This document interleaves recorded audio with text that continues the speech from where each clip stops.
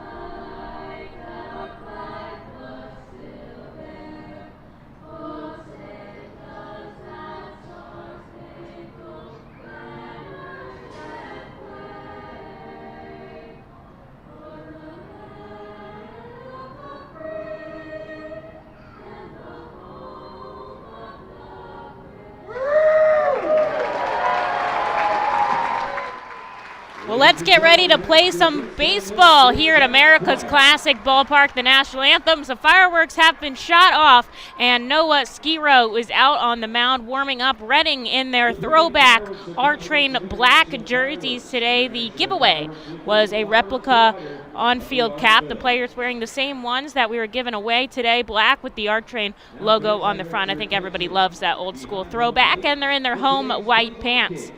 Skiro throwing to Logan O'Hoppe back behind the dish today. Out in left field, Aldrum Corridor. In center, Simone Muziati, his second game back from the injured list. And in right, Jalen Ortiz. Over at third, Ali Castillo. At short, Jonathan Guzman, Fraylin Minetti staying at second. And of course, it's Josh Akami out at first. Behind the plate, calling the balls and strikes, the crew chief, Michael Snover. Over at third base, a fill-in umpire for today's game, Kyle Nickel, and at first is Evan Johnson. They're wearing their nice baby blues out here for a day game, one of just 3 for the Fightin' Phils this season. Beginning before noon, we have today's annual morning game and then a couple of school kid games later in the summer. So looking forward to starting it off. 65 degrees and sunny, not a cloud in the sky.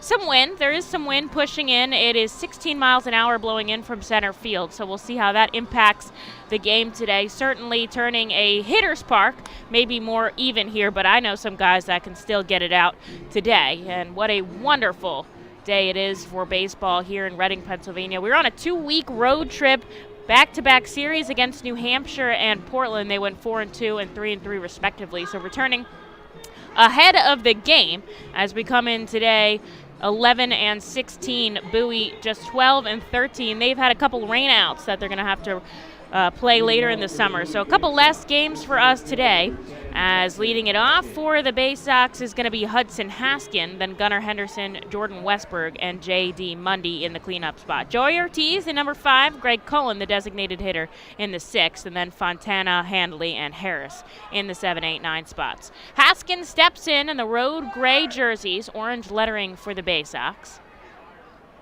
in the righty batter's box, puts his bat on his shoulder. Skiro turns his body and kicks and fires home a first pitch 91-mile-an-hour fastball for a strike, coming in at 11:04. Just a little bit after the scheduled time. I don't think anybody minds here. What a relaxing morning. Skiro working quickly. He'll get a called strike 2 with a swing and miss from Haskin. He'll come in at 300 on the nose. His batting average 21 hits for the Baysox as Skiro goes down and away, trying to get him to chase, but he doesn't. So the count is 1-2.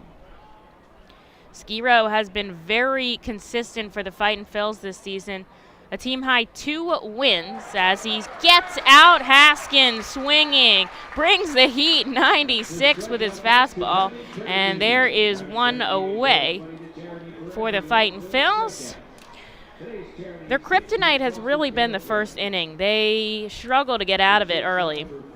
Skiro's first inning ERA, though, is one of the only ones that is completely clean, has not allowed an earned run in the first inning, and comes in with just a 3.44 ERA overall. So he's been pretty solid for the Fightins as he sends strike 1 to Gunnar Henderson, arguably the best player on the Baysox roster right now after Adley Rushman and DL Hall received the call up to AAA.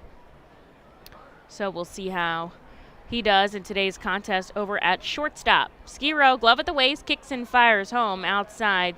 2 balls, 1 strike. Let me know if you can hear me well on the Facebook, Twitch, and YouTube apps if you're listening on the audio only or Minor League Baseball TV. Thank you so much for tuning in. Glad to have you with us as Skiro gets a pitch at the knees, but it's ball 3. Glad to be back on MILB TV this week. Let me know where you're listening from, whether you're out here in Reading or far away. Glad to have you during our homestand, and what a great way to spend your morning if you're at work. Lucky you get to tune into a baseball game. Henderson rips this one foul into the netting, and there's strike 2. Skiro's got his first full count. Infield will back up with 2 strikes. Here's the pitch. Another foul ball back. Will go again. Man, the field looks beautiful today. Dirt, our groundskeeper, mowing the lines to perfection. A bright green out there on the field. Lots of people here in the stands. The crowd is hopping today. Here's the payoff pitch inside, and that is ball 4. So Henderson down on a walk, which Skiro does not issue many walks. That's just his 4th of the entire season in 18 1/3 innings pitch. So he'll have a runner on and 1 out here for Jordan Westberg. Skiro, a ground ball guy, could get 2 out here with 1 pitch. Runner shuffling over the first pitch, a called strike to the righty on the outside corner. Westberg batting under the Mendoza line, just 187 coming into today's contest. Left side of the infield ready. Righty takes a swinging strike, and he's down 0-2 here.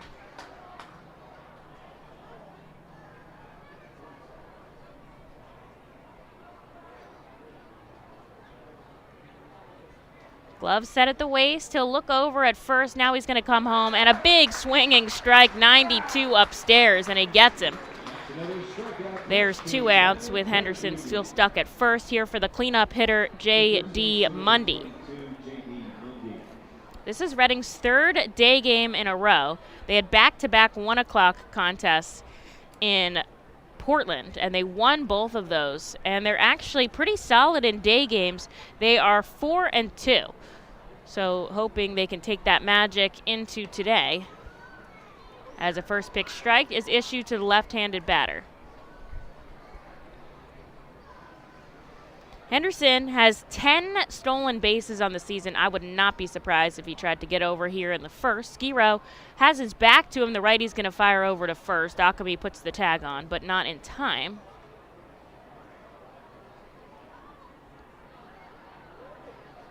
Wind coming in from center field today. Here's the pitch. Just misses a little bit wide from Skiro. Good frame there by Ohapi from back behind the plate. Looks over, gets the sign from his manager, Sean Williams, in the dugout. And now he'll come home with the 1-1. Taken out to center field, Muzziotti racing in. But it's Guzman who tracks back up in the outfield. He'll make the catch, and Skiro does it again. A clean first inning. He strands a runner on. So on to the bottom half we go. Reading an opportunity to get on the board first here. Don't go away. We'll be right back for the bottom half in just a moment. The Seidel Auto Group Deck Picnic appeals to both die-hard and casual fans with its summer picnic-like and fun tailgate atmosphere. During your picnic, you may even catch a souvenir, as the area is situated directly in prime home run territory behind the left field wall. Regular season tickets are $30 per person for groups of 20 or more, and children 4 and under are free. Visit Fightins.com/groups or call 610-370-BALL to reserve your group outing today. Golden Oaks is an award-winning high-end golf club that offers golfers a country club experience without country club prices. With 5 sets of tees, golfers of every skill level will enjoy their game. Golden Oaks has Bogey's Pub, a beautiful pro shop, driving range, and learning center that will make any visit complete. Golden Oaks Golf Club is the perfect venue for private events and golf outings.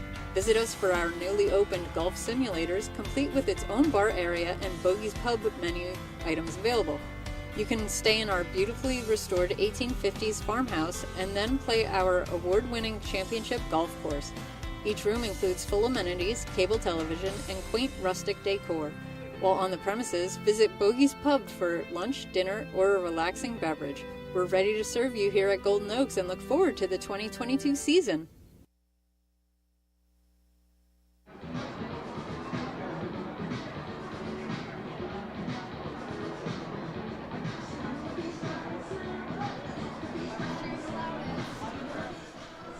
Into the bottom of the first we go, scoreless. Skiro let up a walk, but he got him out of the inning, and Reading has an opportunity to get on the board first, which I think would definitely benefit them. They are 7-3 when they score first. They don't often get that initial run.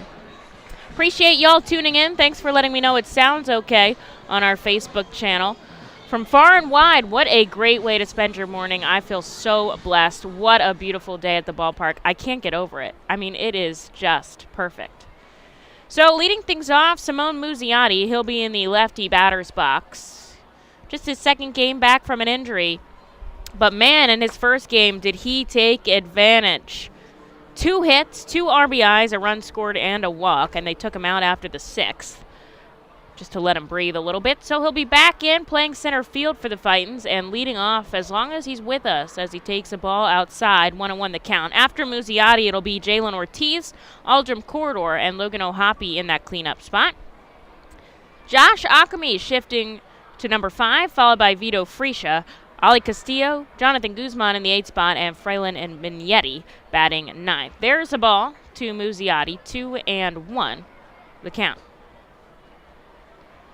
That's Griffin McLarty on the mound, the righty dealing to Handley back behind the plate as he sends him ball number 3. That's Maverick Handley. What a very cool name if you're a professional baseball player.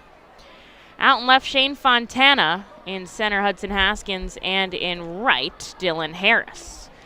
The righty kicks and fires to Muzziotti. Thinks it's ball 4, but it's strike 2 that catches the inside part of the plate. Joey Ortiz over at third, Gunnar Henderson, the number 3 prospect for the Orioles at short. Jordan Westberg at second and J.D. Mundy at first. Muzziotti rips this one down the first base line, but it's foul, and that's going to be the first souvenir of the game given away today. Best one in all of sports, in my opinion. We got someone listening from Canada today. That's awesome. Thanks for joining us. Pitch is outside, and Muzziotti takes ball 4. So Reading will get a runner on to start this game with nobody out. Here's Jalen Ortiz. I have to assume you're listening from Canada because of Noah Skiro, who was born in Ontario. Or maybe you're just a fan of the Fightin' Phils. Appreciate that either way. As the righty steps into the batter's box, a team-high 5 home runs. And he is riding a on-base streak for the Fightins. 8 games in a row, reached safely in every game in Portland. As he sends this up into right center, you can make that 9 games. It's going to drop in. Muziati hustling for 3, and he beats the throw in. What a slide. Ortiz takes advantage of it. He gets to second, and Reading's got 2 in scoring position with nobody out here. Jalen Ortiz is going to be given a single there, advancing on the throw. And he played that right. He had his eye open. So did Muziati, who's very quick, making his way all the way to third. And now Aldrum Corridor in a pretty good spot here. With 2 on and nobody out, the infield's going to head on in. They're going to stand very close to that infield grass and try to get the run out at the plate. And certainly if they do that, they could be relinquishing extra base hit here. But if it's playable, they'll try to get the out at home. Lefty batter's box for Aldrum Corridor. He has a ball. He's only played with the team for about a week. Already has 2 doubles, 2 home runs, and 5 RBIs. Certainly a power hitter as he sends this one foul. That'll be strike 1. We'll sub in and out between left field and the designated hitter. He and Ollie Castillo switched numbers, so he did play as number 39 on the road, and Castillo was 40. Now he is 40 and Castillo is 39. Why? I don't know. I'll have to find out. It's not like there was really a size difference in those jerseys. Ground ball right side, it gets in. Coming home easily, Muziati and Ortiz as well. 2 RBI single for Corridor, and Reading gets on here early, 2-0. And that is exactly what I was talking about with them playing in. They weren't able to get to a ball that was probably playable if they were back up in their usual positions or maybe a little bit back deep, and Corridor took advantage of that, sending it over first base and into the outfield. And so Reading still has a runner on here with nobody out for Logan Ohapi. Ohapi had a very good series in Portland, leads the team with a .269 average.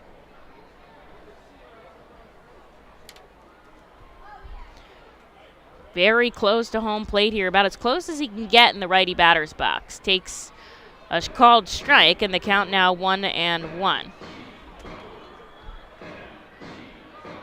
Corridor over on first, shifting off. I don't think he's going to try to take second. But that's just me. I guess if he sees it, he can take it. And certainly will be dependent on Handley catching behind the plate. We have a large backstop here for the Fightin, so if anything gets past him, that'll give Corridor the advantage. 2 balls and 1 strike here to Ohapi.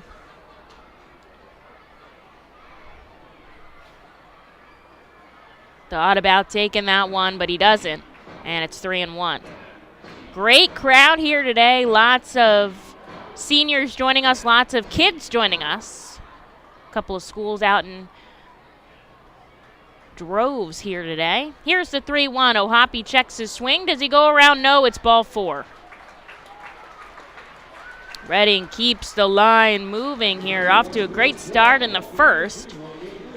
After a nice off day on Monday, kind of first one of the season here at home. We've been traveling on the Mondays, so really great to have them here. And Ohapi will head down to first, pushing Corridor to second. And Josh Akami will step into the lefty batter's box. Maverick Hanley is going to take a moment to go out and talk to his pitcher, McLarty. This is just his second start here in Double-A after being called up from High A and struggled in his first. A 13.50 ERA in Double-A, just 2 innings of work, gave up 3 hits and 3 runs. Was a little bit better in High A Aberdeen, a 4.15 ERA. But he got the promotion here, and I'm sure he'll settle into Double-A, but not right now. Reading's trying to take advantage of that. A little shift going here for Ak as he holds up ball 1. Akami, a Eastern League high 24 walks. And that's actually puts him 4th in all of minor league baseball. OPS, very impressive. Very patient hitter at the plate. 1-0 becomes 2-0 with the ball outside. Good velocity here from McLarty. 93 mile an hour, but just can't seem to get it in the strike zone, and when he does it, he hangs it over the plate. Runners take their leads. There is a called strike that grazes the outside part of the plate. Akami checks with home plate umpire Snover. Was that getting the outside part of the plate, or was it getting the top of the zone there? Infield back deep. Henderson almost directly behind second base. 2-1. Big swing and a miss out of Ock. Swinging for the fences there. 2-2. Everybody else in the organization playing at night. On the West Coast are the Phillies against the Mariners. They have a 9:40 game. Everyone else is 6:30 or 7. Here's the 2-2 outside. It's a full count here to Josh Akami. Reading has 2 on and nobody out here in the bottom of the first. They already lead 2-0 off Aldrin Corridor's base hit. Skiro has some time to relax between innings.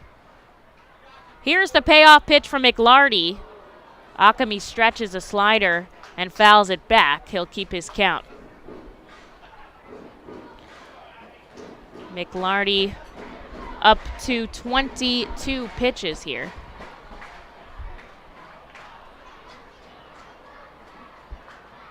Corridor on second, Ohapi on first. Here's the payoff pitch. He thought it was ball 4, but ringing him up is Michael Snover very aggressively. Hit the letters, I suppose, at the top part of the zone, so there is out number 1 here for Vito Freesia. Reading still has 2 on.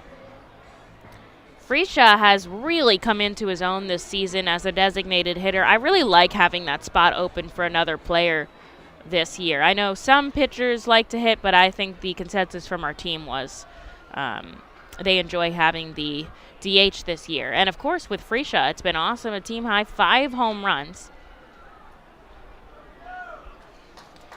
As he takes the ball inside.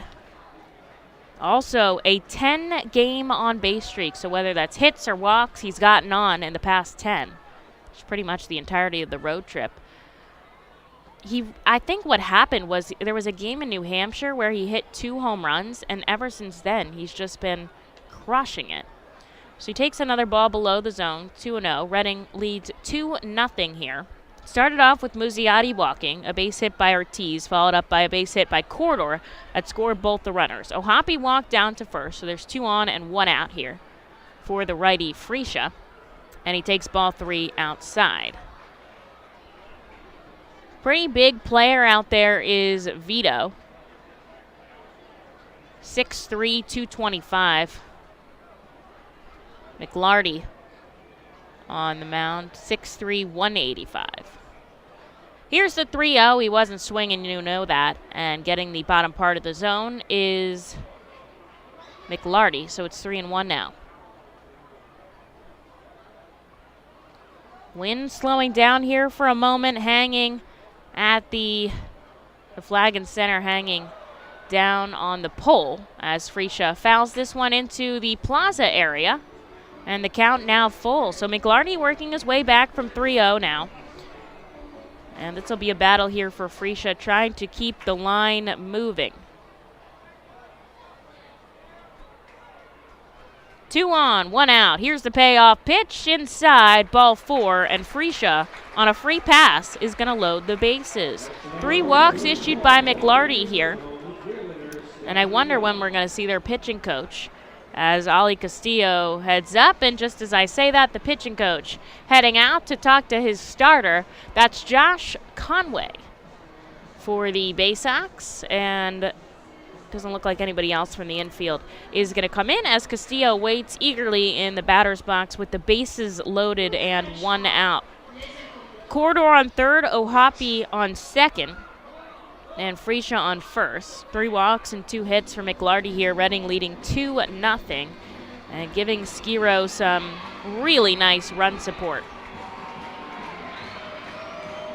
Crowd getting some energy here. Nice to see Reading scoring early. Beer fest going on out and left. It is packed out there. 2.5 hours of sampling. You get your own little mug. Beer all over, local and beyond from Reading. As Ali Castillo steps in the righty batter's box, The base is juiced, and one out on the board. A big open stance for the veteran as he fouls it back. If you recognize the name, Castillo played in Reading a couple of years ago. He has been around the Eastern League. Played in the Nationals organization last year, so knows his way around FirstEnergy. Here's the 0-1 count. It's above the letters, 1-1. I think just hoping here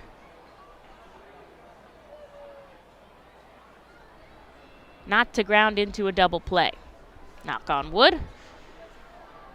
Corridor waiting on third. O'Hoppe on second, and Freesia on first as he takes a pitch in the dirt. 2 balls, 1 strike. Hanley going to have to work back behind the plate. They are ready to run here as manager Sean Williams in the third base coach's box. You know he's facing out the outfield, waiting for that ball to drop and to send his runners home. The righty has his right foot close to the plate, his left foot about a step back, an open stance. Here's the pitch, way inside. Holds up on a swing, it's 3-1.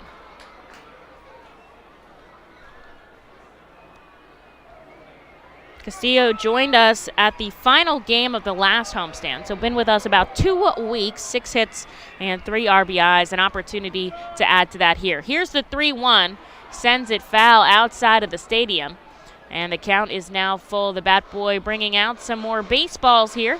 A lot of foul balls off these Fightin' Phils, working against McLarty, and now somebody's starting to warm up in the bullpen for the Baysox. Bases loaded, 1 out on the board. Reading already leads 2-0. Here's the payoff pitch to Castillo. He'll stay alive with a foul ball back in the stands.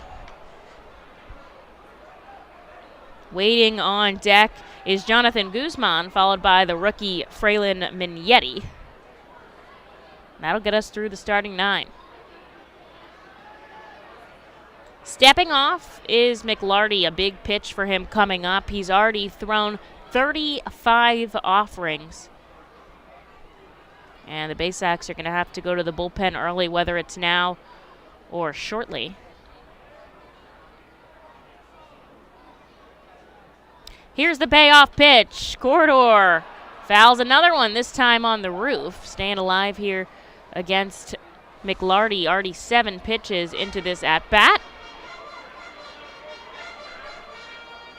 Love the morning game today. Good fans in the crowd. That's Corridor on third, O'Hoppe on second, Freesia on first. Setting up, glove at the waist, McLarty. Here's the payoff pitch to Castillo. He'll send it into right center field. Coming over is Haskin. He'll make the catch. Corridor is trying to tag up. The throw is way too high, and he slides in safely. Reading leads 3-0. So a good sac fly out of Ali. And brings in another run. O'Hoppe stays put at second. Freesia at first. Here for Jonathan Guzman.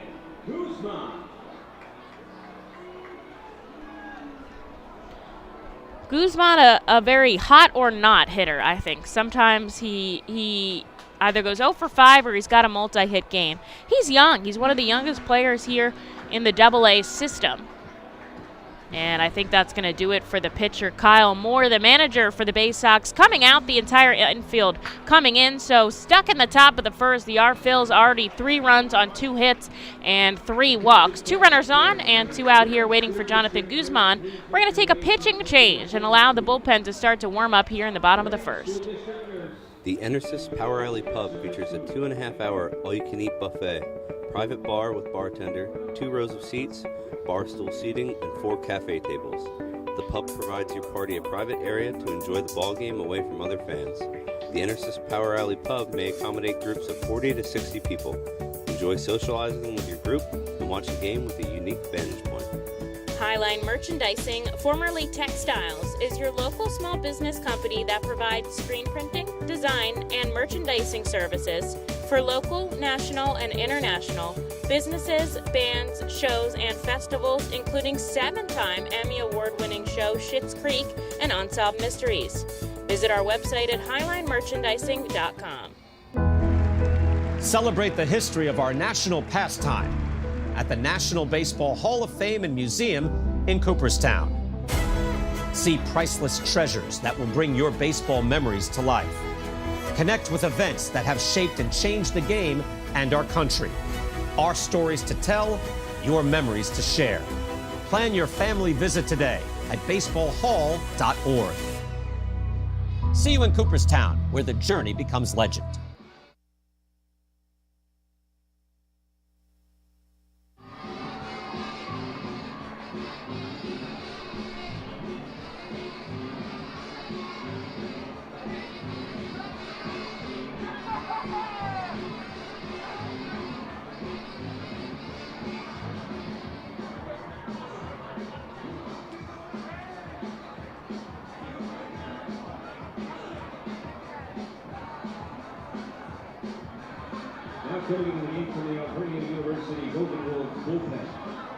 Well, a call to the bullpen for the Bowie Baysox here in the bottom of the first. McLarty struggled to get out of the frame, so the Alvernia University Golden Wolves bullpen sends Shelton Perkins out with 2 on and 2 out. The first pitch to Jonathan Guzman, below the knees, ball 1. It'll be Guzman followed by Mignetti, and then we'll go back to the top of the order if we can get there. There are 2 outs on the board. Logan O'Hoppy's on second, Vito Friscia's on first. Both of them can run pretty well. Guzman takes a called strike on the outside part of the plate, 1-1. So we started this inning off as Muzziotti walked to first. Ortiz had a base hit. Corridor had a base hit that drove in 2 runs. O'Hoppy walked, Friscia walked, and then a sacrifice fly from Castillo made it 3-0 here. Guzman checks his swing on a wild pitch. The runners are going to advance. It's strike 2 to him, but O'Hoppy gets to third and Friscia gets to second in scoring position. So it works a little bit better for the Fightin Phils, but Guzman down to his final strike here. Anything that gets by Hanley is certainly going to allow a runner home. Crowd going wild here, looking to see some action from Guzzi. He's had 1 home run this season, and it's been at this ballpark. Here's the 1-2 outside. We'll go again. Perkins tried to get him to chase on his slider.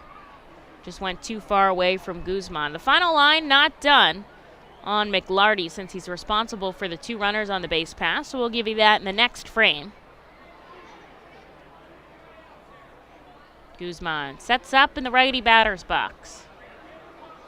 Perkins comes set at the waist, bending his knees, kicks and fires home. And there's a pitch in the dirt. The count is full. Good job by Hanley to keep it in front of him.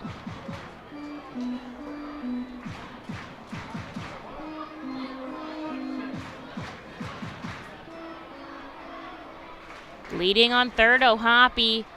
On second, Friscia. 2 outs here. The payoff pitch to Guzman, ball 4, and Redding keeps the line moving. They'll bat through the order as Fralin Mignetti, the rookie, comes up with the bases loaded and 2 outs. Mignetti joined us on the road out of Clearwater, so has not played past low A so far this season. Got his first minor league hit on Saturday, so he's only played 3 games for us this season so far, but had a pretty good game on Saturday. 2 base hits and a sacrifice bunt. So we'll come up with the bases loaded. The first pitch, a called strike outside.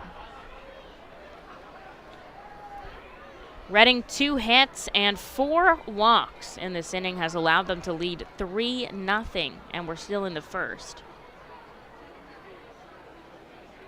Open stance from Mignetti.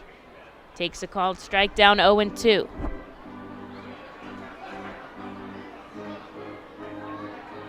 Muzziotti waiting anxiously on deck. Infield, outfield back with 2 strikes. The wind pushing in from center field, Mignetti. Time is called. He'll step out.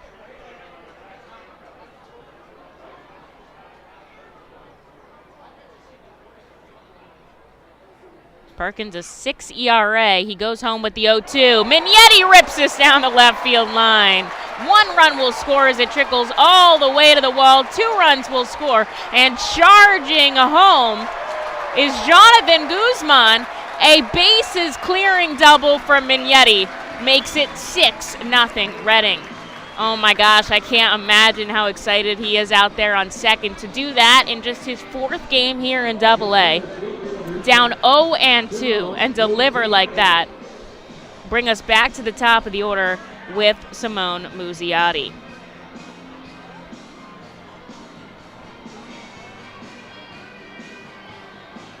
That scored all 3 runs. The bases were loaded there, and Reading takes a big lead early on. Well, that closes the line for McLarty, although Perkins was responsible for Guzman.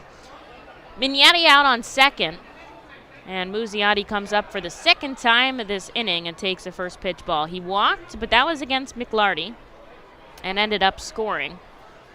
So we'll see what he can do his 2nd time up from the left side.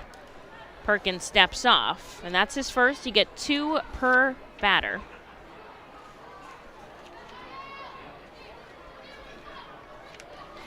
The Baysox pitched a no-hitter the other day as Muzziotti takes this high and out to shallow left. Fontana coming in, he'll make the catch, and that'll end the inning, but not before Reading played 6 runs on 3 hits. In the bottom of the first, they do send Skiro out with some run support. So we'll be right back for the top of the 2nd here in just a moment. K Pool and Spa offers a variety of expert services for both in and above ground pools and hot tubs. They provide the service for Pool Pavilion at the FirstEnergy Stadium and keep it clean and maintained throughout the entire season. Based in Reading, Pennsylvania, they've been family owned and operated for 40 years. Turn to K Pool and Spa for the best value and professional service. International Fireworks is the official fireworks provider for the R-Phils. International Fireworks shoots all 33 fireworks shows throughout the R-Phils season, including 6 Mega Blast fireworks shows. International Fireworks also provides the pregame fireworks after the national anthem at each game. International Fireworks has a retail store in nearby Douglasville, Pennsylvania, where you can purchase all of your fireworks. Visit fireworksrus.com for more information about the International Fireworks retail store in Douglasville. Thanks again to International Fireworks, the official fireworks provider of the R-Phils. Looking for the place to have the ultimate family fun at the Fightin Phils game? Look no further than Capital Blue Cross Funland. Capital Blue Cross Funland features the most exciting games and entertainment at the ballpark, including speed pitch, mini golf, ring toss and beach basket toss, mascot autographs, So I'll show you a tomorrow bounce how we and get the incredible giant inflatable slide. Bring Bring your family to all the fun at their next R-Phils If game that at Capital happens Blue again, Cross where we Funland. are like have scoring position and stuff like that, maybe go down and try to get one from you, like your angle.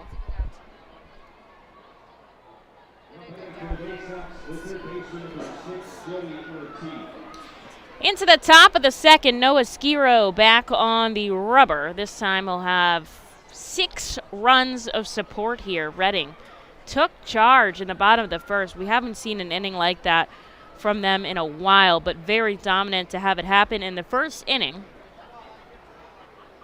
And a good way to start this long series. Back-to-back strikes here to Joey Ortiz, making his debut in this series. Skiro sat them down, only issuing 1 walk to Gunnar Henderson as he strikes out Joey Ortiz. That's his 3rd K of the game. His season high is 7, and that's his career high as well. I think Sean hoping to see 6 innings out of him if possible today. 5 innings out of him. Maybe 6. We saw James MacArthur go 6 on Sunday. If possible, it all depends about the pitch count, and of course with a 6-run lead. We'll see how that goes. A first pitch strike here to Greg Cullen. Cullen just batting .143 with 1 hit.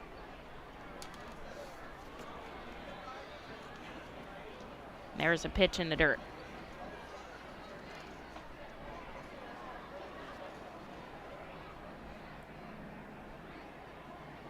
Cullen spent a lot of time last season on the injured list, including all of August, so they sent him to the Arizona Fall League for a chance to get more at-bats. Hit .279 there with 14 RBIs. Has played some games in AA before as he smacks this one foul. 2-2 the count. 24 games with Bowie last season, so a little familiar with the league.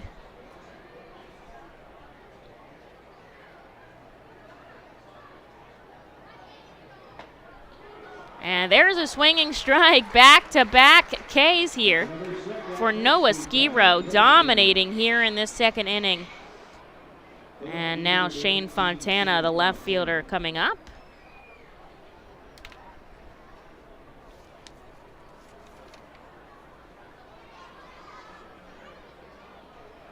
Fontana on a hit streak.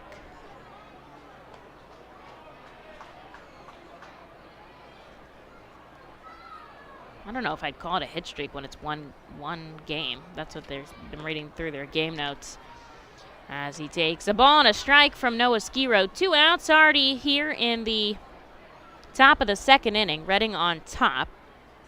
Fontana also some Double-A experience. 20 games here last year. He fouls this one into the stands, and the count 1-2.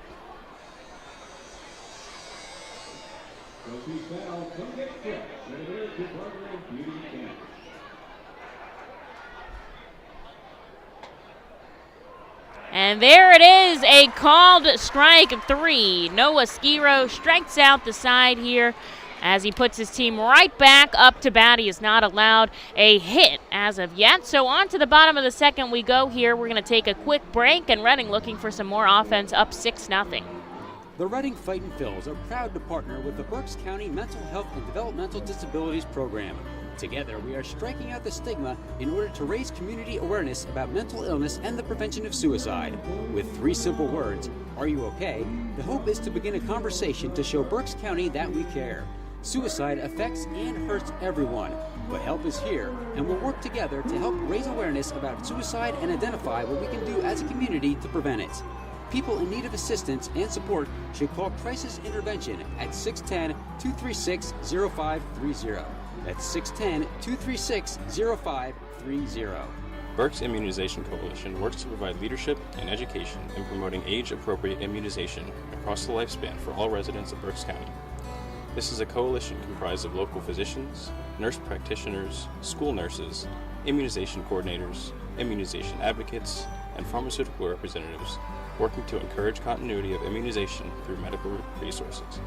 They focus on educating both the community and the providers. For more information, please visit www.immunizeba.org. Click Local Coalitions.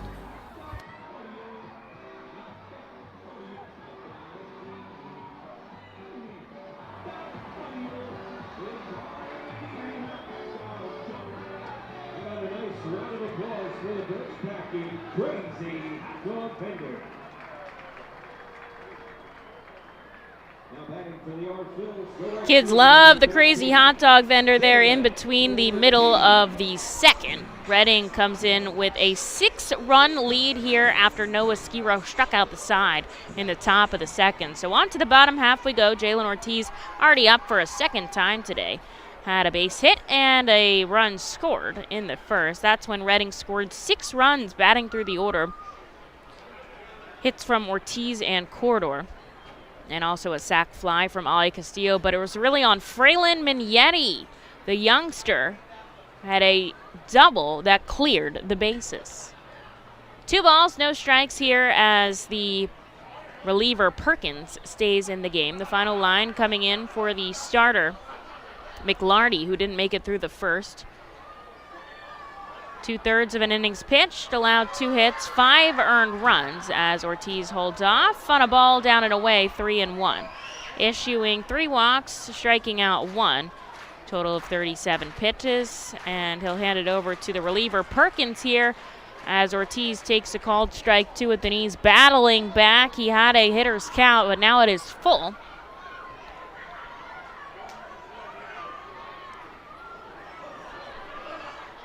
And Ortiz down on strikes. There's out number 1 here in the second. Here's Aldrum Corridor. He had a hit up the first baseline.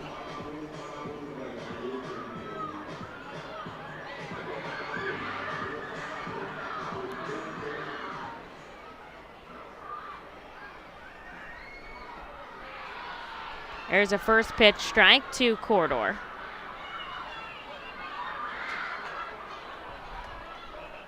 Great crowd. I hope you can hear it through the crowd mic here. Lots of students in the crowd today. Lots of people skipping work. We're not going to tell anybody. Love it. Here's the 1-1. Swing and a miss from corridor 1 and 2. Picked up Aldrum from the Nationals organization where he played last year, so teammates with Castillo. A lot of fun, always smiling, singing, dancing. Love that kind of guy that's just having a good time. 2 balls, 2 strikes. Perkins glove at the waist. Now he'll come home, and Castillo sends this deep into left. Fontana at the warning track, just a couple feet shy, and ends up being a long fly ball for out number 2.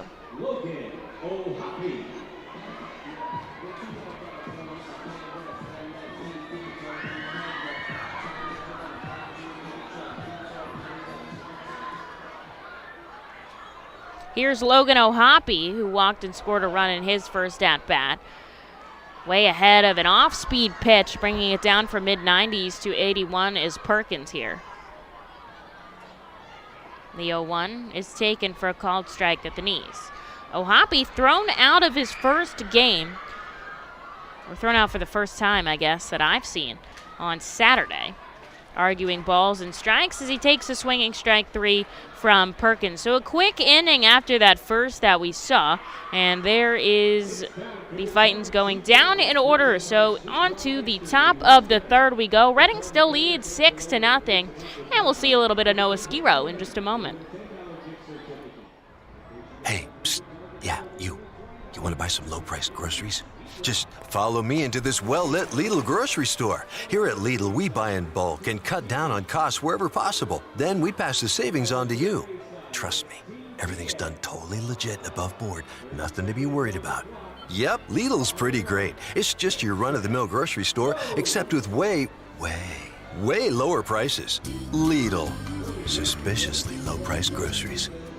The Reading Fightin' Phils, in conjunction with Savage Auto Group Fiesta Fridays, are proud to partner with eXp Realty Associate Broker Alex Patansis throughout the 2022 season.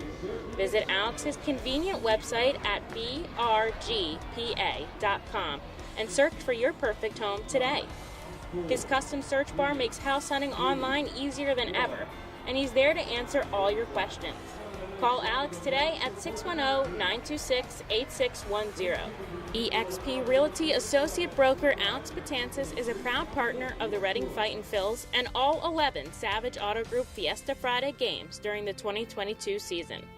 eXp Realty Group and Alex Patansis, where every move matters. Highline Merchandising, formerly Textiles, is your local small business company that provides screen printing, design, and merchandising services for local, national, and international businesses, bands, shows, and festivals, including 7-time Emmy Award-winning show Schitt's Creek and Unsolved Mysteries. Visit our website at highlinemerchandising.com. Noah Skiro back out for another inning of work, has not allowed a hit or a run, and Reading has given him 6 runs of support. To the Fightin' Phils lead Bowie 6-0 here in the top of the third. Maverick Hanley will take a first pitch swinging strike off of Skiro. Then it'll be Dylan Harris, and back to the top of the order they go.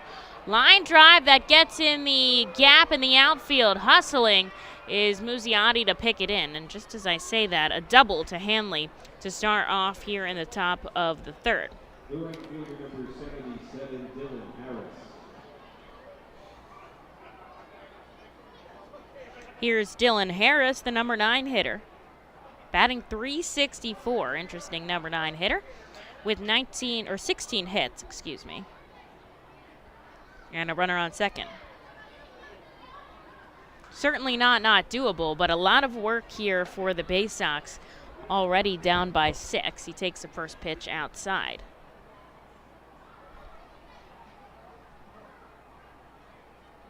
Sixers play tonight back in Miami. 7:30 start. They are 2-2 against the Heat, so I know everyone's looking forward to that game. And as I said before, the Phillies on the West Coast. That pitch is in for a strike. 1-1 the count. There's a perfect pitch down the middle Strike 2. I would be remiss if I didn't congratulate Francisco Morales. The Reading pitcher was called up over the weekend and made his major league debut last night. And what a fantastic debut it was. 2 innings of relief, no hits, a walk, and 3 strikeouts. Talk about dominant in the big leagues. The Phillies went on to win that game 9-0. Ground ball left side, it's foul. We'll go again.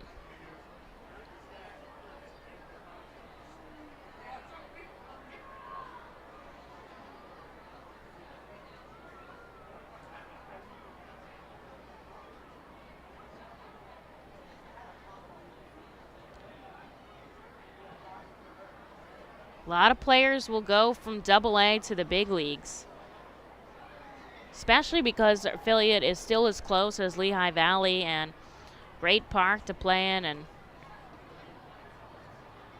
of course, we saw Matt Vierling do that before. Alec Boehm skipping Triple-A as well. 2 balls, 2 strikes here to Dylan Harris, a runner on second, and nobody out for Noah Skiro.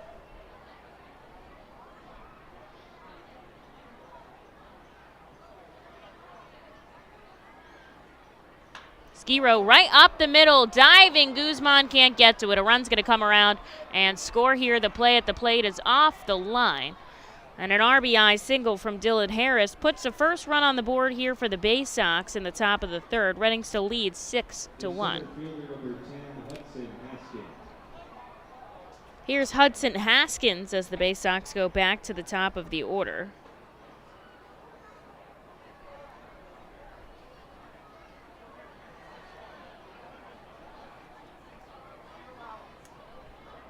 Runner on first. Harris has stolen 2 bases this season. First pitch to Haskin. Outside for a ball. He struck out at the hands of Skiro in the last contest. This one, I think it clips the waist of Haskins, so he's going to get a free pass to first on a hit by pitch. He seems all right. Doesn't need any time before he heads down to first. So 2 on, and nobody out here for Skiro. Trying to get an out on the board. The Baysox went 2-2 against the Harrisburg Senators. They lost 3 games to rain. Coming out is the catcher to talk to Skiro. Ali Castillo was there for a second. He's going to pop back over to 3rd. Now the home plate umpire, Michael Snover, is going to come break this meeting at the mound. Back up. Hop's going back behind the plate. And we'll get started again here in the top of the 3rd. That's Harris on second and Haskins on first. RBI single and a hit by a pitch put them there. And now Skiro is going to go after the lefty bat of Gunnar Henderson. Henderson, the number 3 prospect in the Orioles system. Left side of the infield he plays. Drafted in the 2nd round in 2019, so moving up very quickly.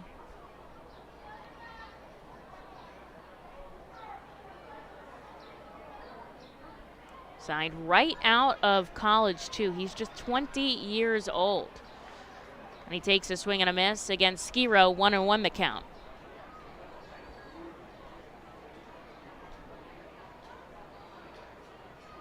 Henderson from Montgomery, Alabama. Went to Morgan High School. Born in 2001. That's crazy. Sends a fly ball into center field. Coming over Muzziotti. He makes the catch on the run. He's going to try to tag up. And he has to go back. Good call there by Harris. There's no way he would have gotten over on Muzziotti's arm. So Skiro picks up a big out, number 1, against the prospect. And here's Jordan Westberg with 2 on and 1 out.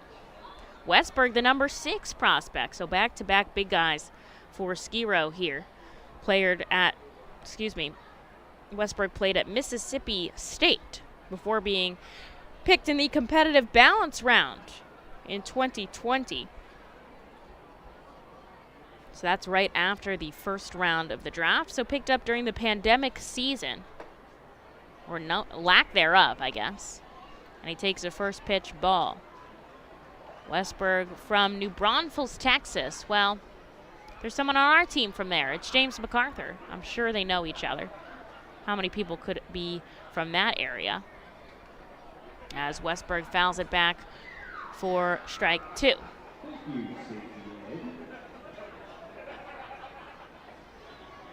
Now the Orioles do have a familiar face on their roster. He is on the injured list, so I don't even think he's here with the team. That's Toby Welk from Downingtown, went to Penn State Berks, as Skiro misses outside ball 2.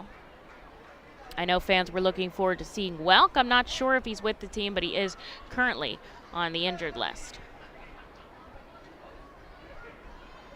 Is a player from Coatesville, Pennsylvania as well, Adam Stauffer. He's also on the injured list. Skiro taking his time coming home to Westberg here. The count is 2-2. He's already got 1 out on the board. If he gets a ground ball right here, he can get out of the inning easily.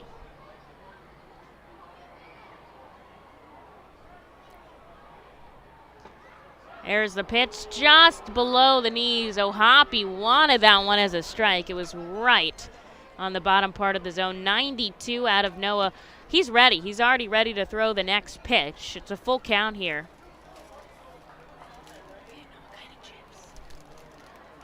Just trying to get it. The payoff pitch smoked out to left, but it's foul. Thank goodness, because that had a lot on it. Westberg batting 185 here.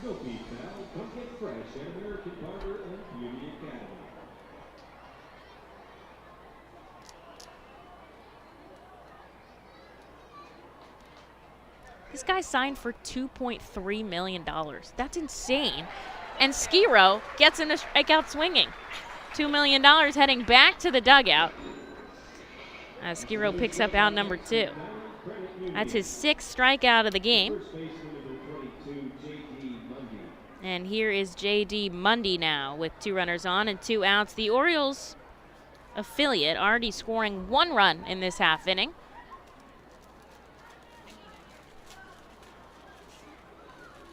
And now they'll see if they can get another one here. Not if Noah Skiro has anything to say about it. First pitch, just outside. It'll go in as strike 1.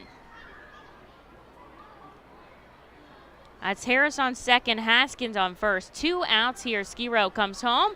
O'Hoppe's trying to catch the runner off. Good throw down to Guzman. Just a little bit too late. He was able to slide back in time, but man, is Harris taking some range out there. You could tell he thought about third on that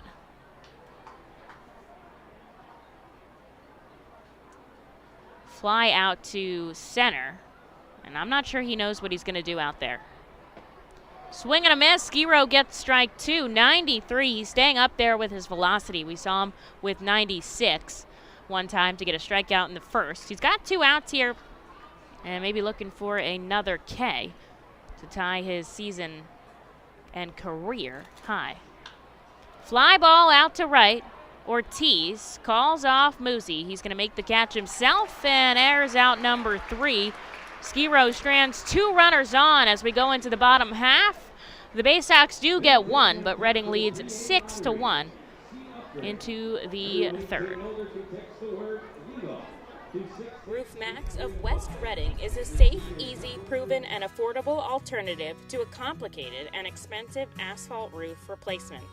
Roof Max's revolutionary new technology uses natural, plant-based bio-oil to restore shingles flexibility and instantly add 5 years of life to a roof. And treatment is around 20% of the cost of a complete roof replacement. From homes to commercial complexes, Roof Max of West Reading can help. Visit GetRoofMax.com or call 610-717-3949 for more information. ROG Orthodontics is the proud official partner of the ROG Orthodontics Fightin Phil's Kids Club. Join today at Fightins.com to get your free ROG Orthodontics Kids Club t-shirt and visit FantasticSmiles.com for more information on why ROG Orthodontics is voted #1 in Berks and Monco.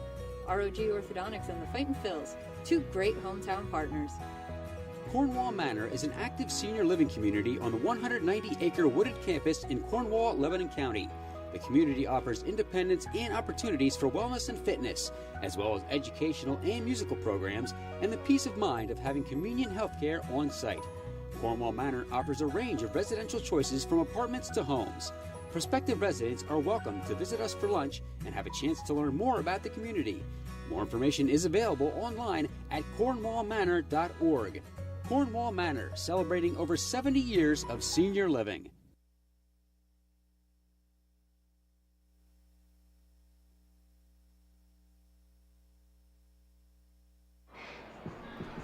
Josh Ockamy will lead us off here in the bottom of the third. The Baysox got one back in the top half, but Ski Row shut him down. And so Reading still leads 6-1 here in the bottom of the third. Ockamy struck out in his first time up, so he's getting opportunity number 2 here. Against a new pitcher, too, Perkins, the reliever. 1 ball and 1 strike here to Ockamy.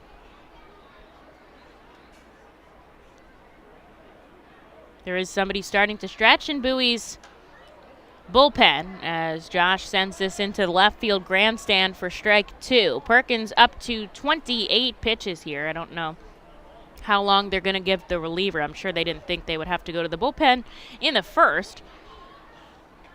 And Ock is caught looking, and he knows it. Immediately turns around and back to the dugout he goes without number 1 here for Vito Freesia. Freesia walked and scored a run in the first. So he capped his on-base streak. 11 consecutive games he has reached, whether it be by a hit or a walk. And now he'll take a first pitch strike against Perkins.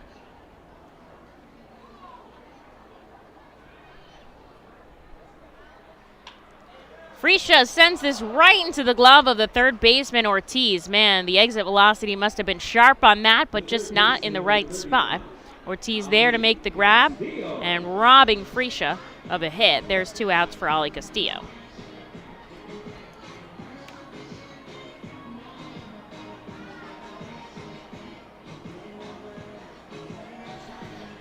Castillo, a sacrifice fly back in the first, was able to get a run across for the Fightins. Helped them pick up a 6-1 lead. Reading just 3 hits on the board, but they took advantage of some walks in the first inning.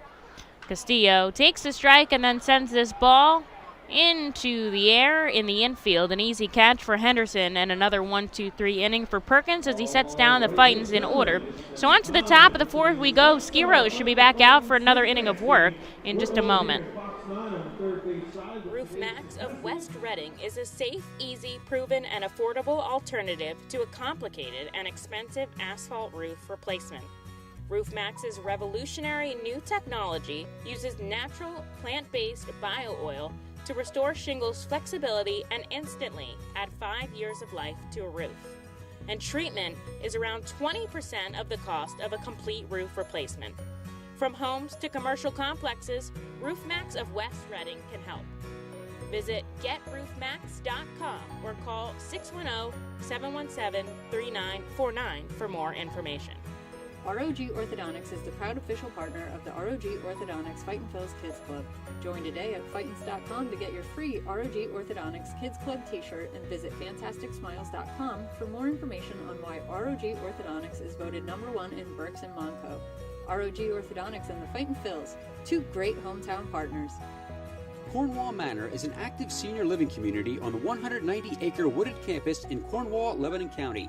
The community offers independence and opportunities for wellness and fitness, as well as educational and musical programs, and the peace of mind of having convenient health care on site.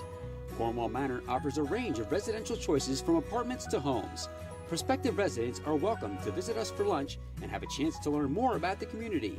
More information is available online at cornwallmanor.org. Cornwall Manor, celebrating over 70 years of senior living.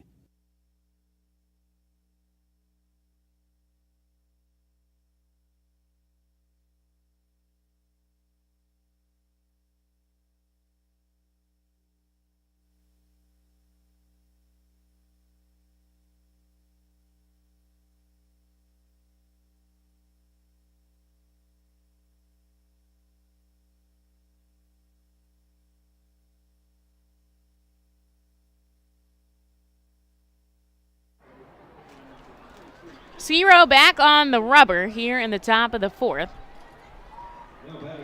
As the grounds crew comes off the field with their drag, we'll get started here in the top of the 4th. Reading up 6-1. Ski row will see Ortiz. That's Joey Ortiz, not Jalen.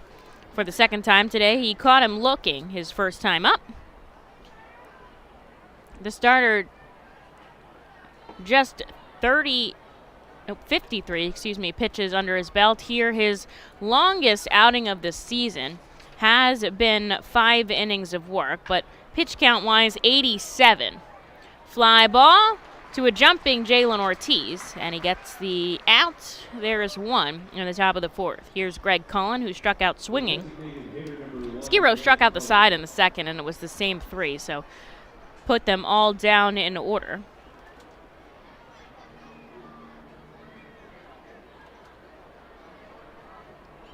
This time a lefty bat, the Cullen the designated hitter. No switch hitters on the roster for the Baysox. Reading has, of course, Sal Gazzo, but that's the only one. First pitch strike, second pitch ball outside.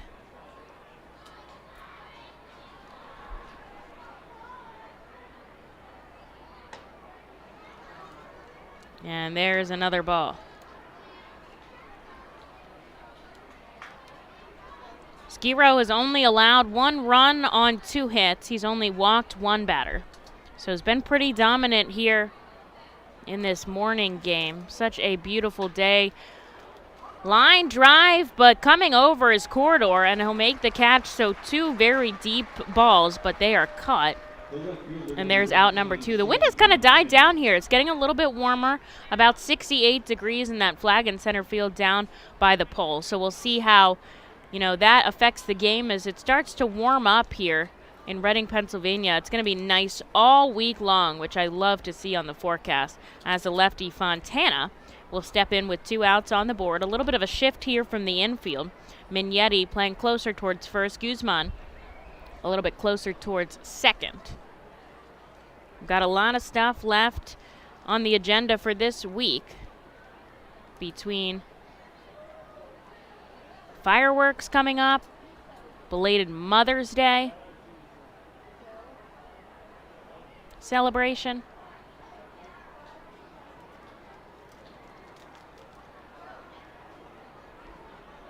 Here's the 2-0 to Fontana. It's 3-0. It's outside.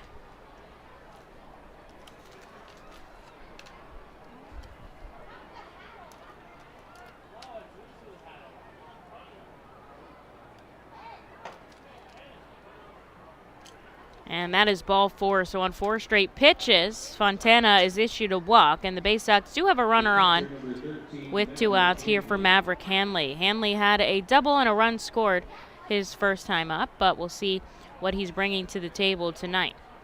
Reading happy to be home after a 2-week road trip. And then they'll go on the road again against Somerset, this time not quite as far. The Baysox coming off a 2-2 split against Harrisburg at home, and they'll return home against Hartford next week. Here's the 1-0 to Hanley in the dirt. 2-0. Ski row looking to bring it back in the strike zone here. Infield, outfield, straight up. 2 outs on the board, top of the 4th. Reading leads 6 runs on 3 hits to the Baysox, 1 run on 2 hits to a packed house here at the ballpark. And now he grazes the outside corner with a strike. I think we were guesstimating about 5,000 or 6,000 today, and it looks to me like there's certainly that many people here in the ballpark. Hanley sends this into right, racing over Ortiz. It's going to be foul, and he can't get to it in Reading's bullpen. So he'll have to go back, but that is a long strike 2 to Hanley. It's 2-2 here. To the catcher, coming in batting just .098 on the season, and he's been with Bowie since the start. So we'll step back in his righty batter's box, short stance. As Skiro looks over, runner on first, 2 outs on the board. Here's the 2-2 pitch, ground ball up the middle. Guzman ranging over, he makes the play from deep, but the throw is up the line, and Akami can't put the tag on. That's going to go in as a base hit. That was deep in the hole to second. Good that Guzman even got it without letting it go into the outfield. And there is 2 runners on and 2 outs.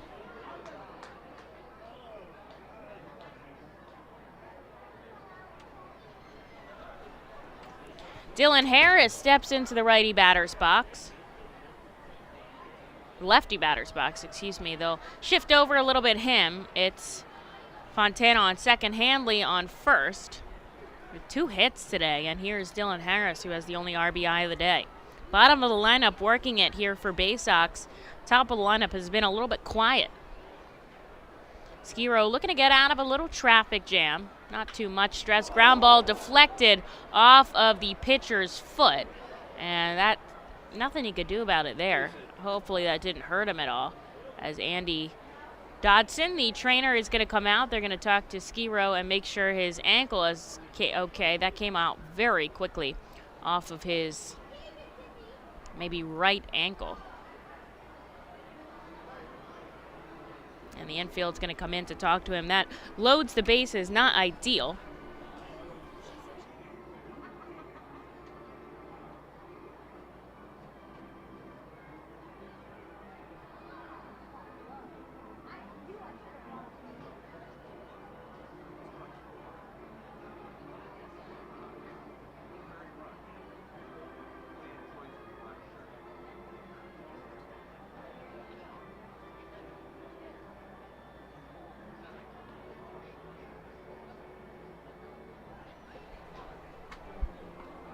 Sorry about that. Just working with the pitch clock. Had to step off for a second. Skiro going to make sure he's okay. Putting pressure on his foot as he talks to the trainer.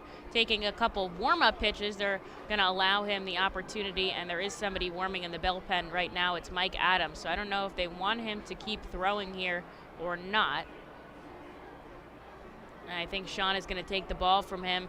So after taking a pitch off of the ankle, perhaps they're going to take a closer look at Skiro. Don't want to do any damage. Up 6-1 here. We're just going to bring in Mike Adams for some time. So I'm going to give Adams a little bit to warm up, and we'll be right back in just a minute here in the top of the 4th.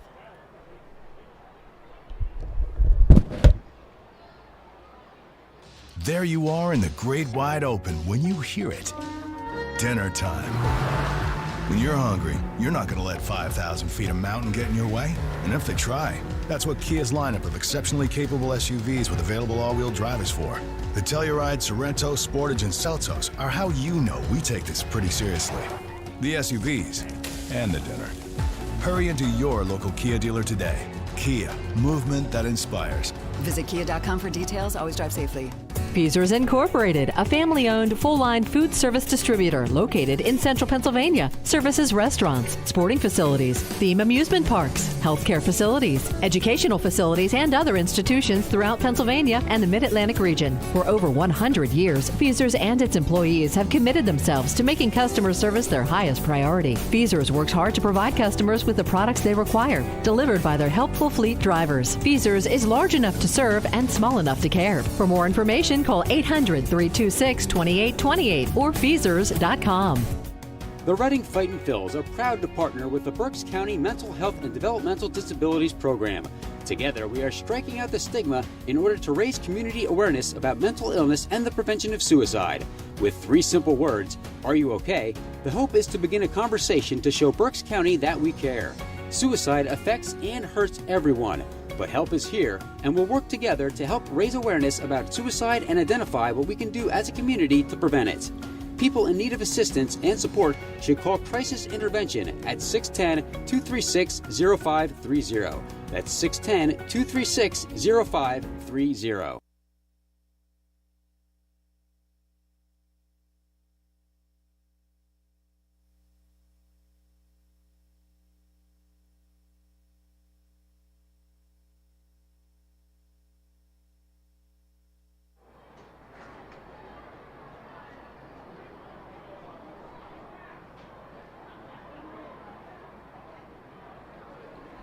Back here in the top of the fourth, Mike Adams coming on the mound for Noah Skiro, who was hit in the ankle by a pitch. We don't have any updates on him. He didn't seem like he was in too much pain, but they did take him out of the game. So if I hear anything, I'll let you know. But he is being checked out by the trainer, Andrew Dodson. So with the bases loaded, Adams is trying to get out of this inning.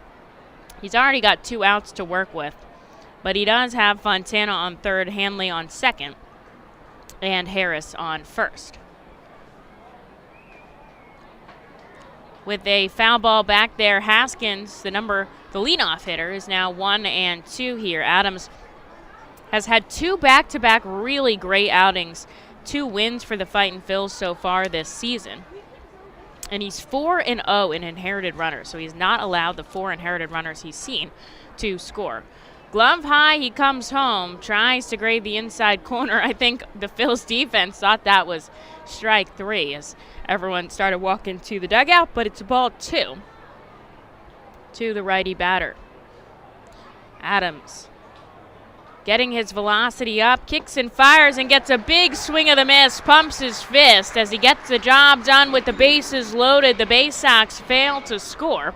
And now we'll head into the bottom half. Reading up 6-1, looking for some more runs here as we're in the bullpen now. Cornwall Manor is an active senior living community on the 190-acre wooded campus in Cornwall, Lebanon County. The community offers independence and opportunities for wellness and fitness, as well as educational and musical programs, and the peace of mind of having convenient health care on site. Cornwall Manor offers a range of residential choices from apartments to homes. Prospective residents are welcome to visit us for lunch and have a chance to learn more about the community. More information is available online at cornwallmanor.org. Cornwall Manor, celebrating over 70 years of senior living. The time has come for businesses to grow, to prosper, to innovate, to succeed. Tompkins Vist Bank continues to be a leading lender to companies in southeastern Pennsylvania. We make decisions locally and invest locally so local businesses can thrive. Call a business advisor today and see how we can help your business grow. Tompkins Vist Bank, locally focused, a world of possibilities. Member FDIC, Equal Housing Lender.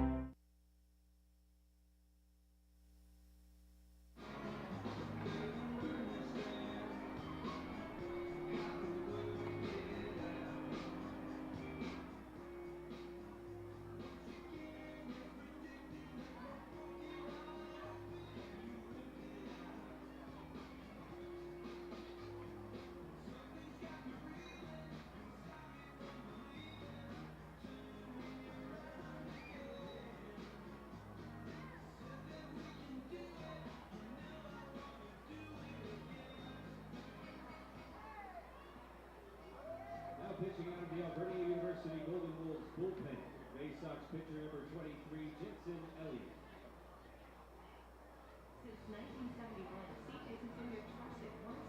A call from the Alvernia University Golden Wolves bullpen here for the Bowie Baysox as we head into the bottom of the fourth. It's Jensen Elliott who comes out for Shelton Perkins. Perkins, solid in his 2 innings of work, struggled when he came in with inherited runners. So we'll see Elliott here against Jonathan Guzman, Fraylin Mignetti, and then back to the top of the orders for the Fightin' Phils. First pitch ball here from Elliott, and Guzman sends this one foul for strike 2. Looked like he wanted to hold up, but couldn't stop his bat.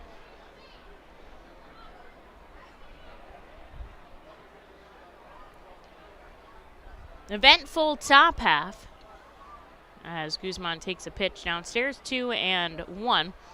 Noah Skiro was hit in the ankle with a pitch. I do not have an update on him, but they did take him out of the game, and Mike Adams got the final out with the bases loaded. Here's the 2-1, a called strike 2.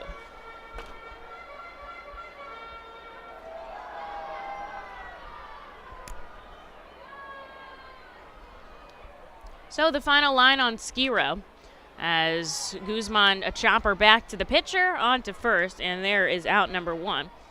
Skiro 3 2/3 innings of work, 4 hits, 1 run, 2 walks, and 6 strikeouts on a total of 71 pitches. Certainly would have gone further if he wasn't hit, but we'll have to see how he's doing. Hopefully he's okay.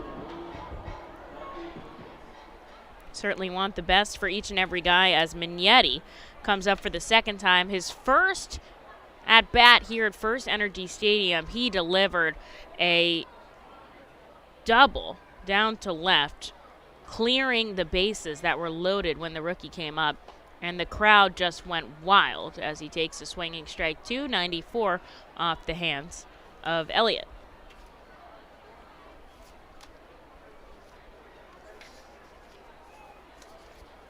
A big kick and fire, slow roller to short.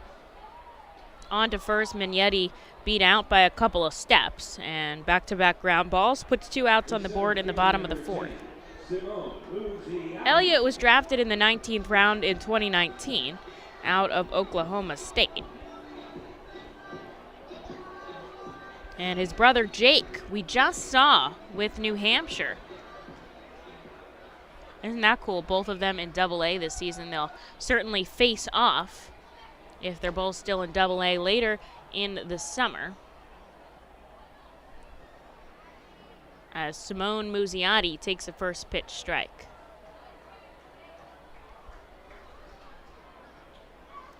Kind of a sidearm slot for Elliott.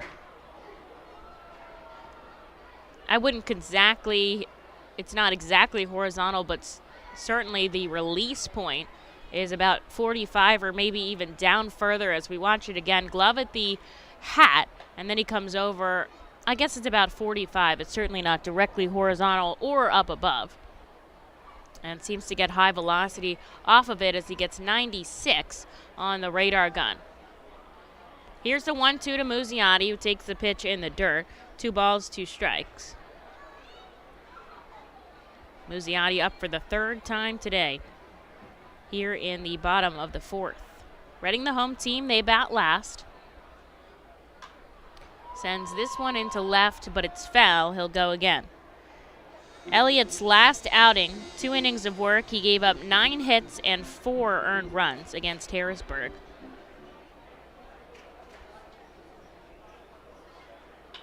And Muzziotti sends this one down the right field line this time into Reading's bullpen, but it's foul. So we'll go again 2-2 the count. Elliott got a quick 2 outs, but fighting here against Muzziotti. Has already had Tommy John surgery in his career back in college as Muzziotti takes ball 3 inside. It's now full. Reading scored 6 in the first. The Orioles affiliate got 1 in the 3rd. Here's the payoff pitch. Muzziotti, slow rolling ground ball, tied up on the inside to second. So 3 ground outs for Elliott here in relief. Put Mike Adams right back on the mound. He'll be up in the top of the 5th in just a second here at FirstEnergy Stadium. It's time for today's Dictionary, sponsored by Character Mechanical. And ready to cheer as loud as possible for your favorite veggie racer. Now let's see our vegetables. Cauliflower, broccoli, carrot, and lettuce. The race will start outside Character Mechanical. And they're off. The vegetables sprint across the covered rear. And they race past the pagoda as they rush past Church Stadium. They'll arrive at the pool pavilion in the right field. Here come those vegetables. Carrot with the early lead. Broccoli, cauliflower, then lettuce. Carrot approaching first base. Lettuce remaining just getting to third place. Here follows cauliflower. Taking her, here we go. Lettuce pitch to inside. Carrot has the lead. Lettuce, pull over the lead. Broccoli coming up on the outside. Let's get in lettuce. Lettuce has won today's race. Congratulations, everyone that picked lettuce. That's today's Character Mechanical vegetable race. Remember, vegetables are good, family is bad. Eat more vegetables. Character Mechanical provides quality service. Into the top of the 5th, Adams, who got a strikeout with the bases loaded in the 4th, will come back for his own inning of work. here in the top of the 5th with a 6-1 lead. He'll see Gunnar Henderson, Jordan Westberg, and J.D. Mundy, the heart of the Baysox order here. And got a chance to talk to Adams this morning. Actually, he was on the air with Mike Keller in Mornings with Mike on 830 WEEU. Fly ball out to right. Ortiz coming over. It's going to bounce in front of him. And Henderson has his first hit of the day. And he'll start the Baysox off with a runner on and nobody out here for Jordan Westberg. Just talking about his story on the air and how he was able to go from, a guy who was basically done with baseball, playing a little bit in the men's league after playing at Wagner College, and then played indie ball for a year, was released, didn't know what to do, part owner of a batting and a baseball performance center, and was able to stay in baseball that way, did a workout. Runner going. Here's the throw from Hop. The tag from Mignetti, and they get him. Reading picks up a big caught stealing.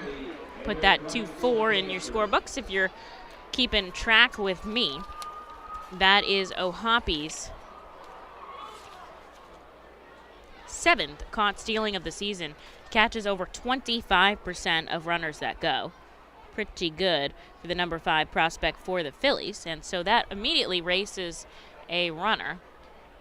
And a 2-1 count here to Jordan Westberg. So went to a workout for the Phillies, Adams, and they signed him right there. This is his 2nd season with the team as he gets a check swing out of Westberg, but he doesn't go around. 3 balls, 1 strike. Said he was able to up his velocity, working on mechanics as he bounces one over the plate, and that's a walk to Westberg as the Baysox get a runner back on, but now there is 1 out here for Mundy. And Adams picked up 2 really big double plays in his last outing. We'll see if he can get the job done here today with a runner on first now. Does put him in a good spot.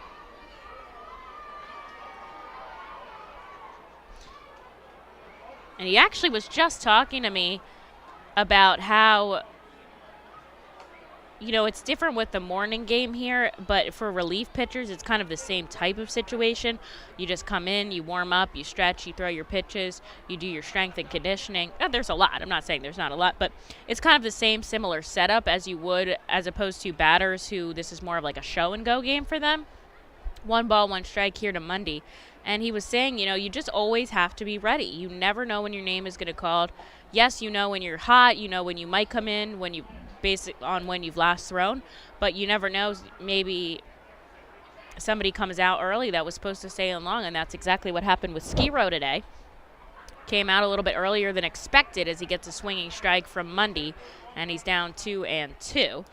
And he was called upon maybe a little bit earlier than he thought, and he had to get up and get going, especially fast with Skiro. It's not like he was warming up because he was needed to be taken out. It was really on the fly there. And a foul ball back from Mundy keeps him alive. So Adams really making the most of this situation. And seeing if he can continue his efforts from the past 2 outings that have been absolutely dominant. Here's the 2-2 to Mundy, swing and a miss, and he gets him off speed, drops high 90s down to 84, and picks up his 2nd K here. And out number 2 for Joey Ortiz with a runner on first.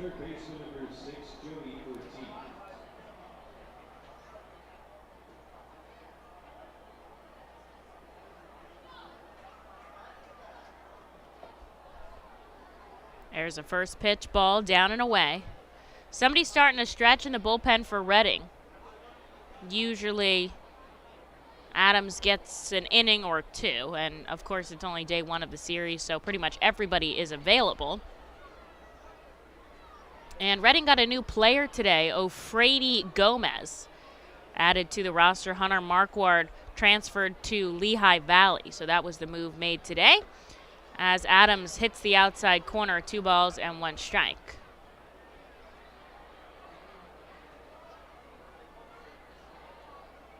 glove up high behind the head of Adams. Now he kicks and fires. Home line drive over the head of a jumping Mignetti. It pops off Ortiz's glove, but he's able to throw it in quickly as Westberg has to hold it up at third. I think that goes in as a singled. Runner ends up at third. So 2 on the corner here for Greg Cullen, who is 0 for 2 today. Adams has 2 outs, looking to get the job done here.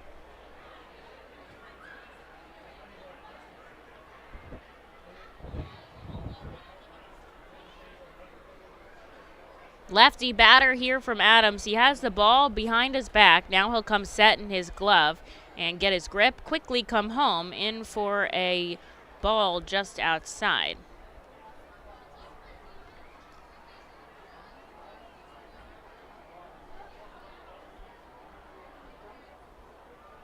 That's upstairs, 2-0. Westberg on third, Ortiz on first, so he does have a bag open. Up to just 25 pitches here. Now he'll come home in for a strike, 2-1.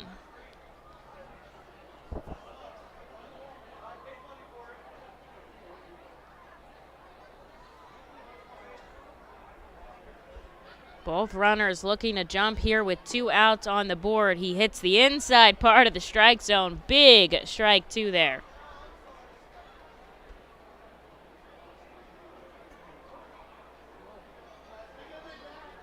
Two runners on, 2 outs on the board. 2 balls, 2 strikes. Adams kicks, fires, swing and a miss. And he picks up a big K to get the out. And Strand runners on the corners. The Baysox trail 6-1, but it's Reading's turn to bat in just a minute. Bottom of the 5th coming at you in just a moment. Nursing home neglect is a serious problem. If you or a loved one has suffered from bed sores obtained in a nursing home or a fall down in a nursing home resulting in a fracture, our friends at Swartz Pelletin can help. Call the attorneys at Swartz Pelletin for a free consultation. Their phone number is 1-800-JUSTICE. That's 1-800-587-8423. Once again, call 1-800-JUSTICE today. Swartz Pelletin is a proud sponsor of the Reading Fightin' Phils. The Reading Fightin' Phils are proud to partner with Humane Pennsylvania throughout the 2022 season. Humane Pennsylvania is the region's premier leader in animal welfare and empowers the people in our communities to increase their capacity to care for animals so that all animals are healthy, safe, and treated humanely. Humane Pennsylvania is proud to be a Fiesta Friday and Bark in the Park sponsor. Learn more about Humane Pennsylvania and how you can help build the best community for animals anywhere by visiting humanepa.org. This is the Crazy Hot Dog Vendor coming to you from the radio booth. When I need to get somewhere in a hurry and the ostrich isn't cutting it, I hop on my Harley Davidson from Classic Harley Davidson. It's your one-stop shop for all your Harley needs. They have everything you need from boots, jackets, t-shirts, gloves, mugs, and oh yeah, they have a great selection of bikes too, which are almost as good on gas as an ostrich. Go to Classic Harley Davidson for everything Harley Davidson, and I'll see you at Harley Night.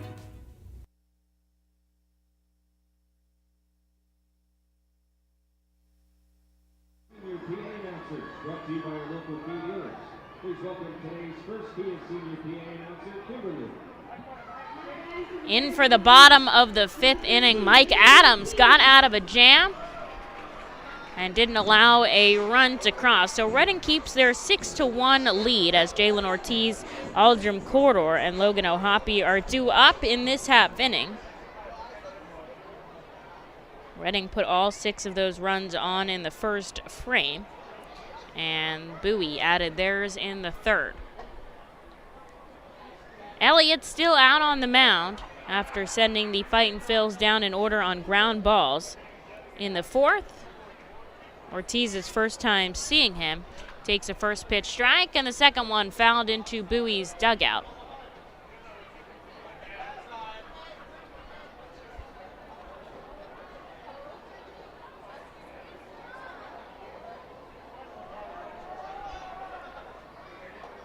Ortiz on some high heat, strikes out swinging, 94 upstairs from Elliott, and there is out number 1. Here's Aldrim Corridor, 1 and 2. Corridor had a 2-run single back in the first.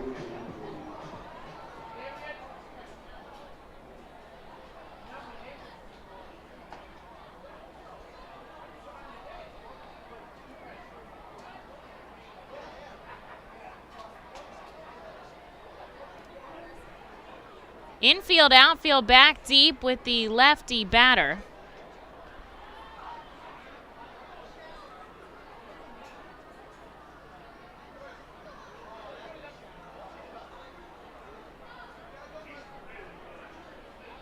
Corridor pokes this deep in the hole at third. Ortiz all the way across the diamond. Corridor's been going the other way quite a bit, but the throw beats him to the bag, and there is 2.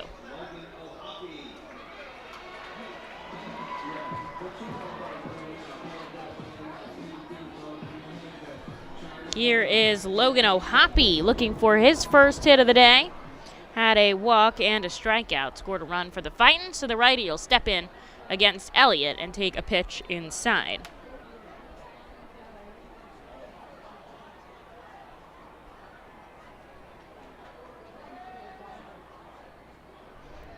Reading has some go-to guys on the bench. O'Hoppe, a chopper over the pitcher. Charging is Henderson. The throw is up the line, but they're able to make the tag before he heads down to first. So that will do it for the Fightin' Phils as they go down in order again.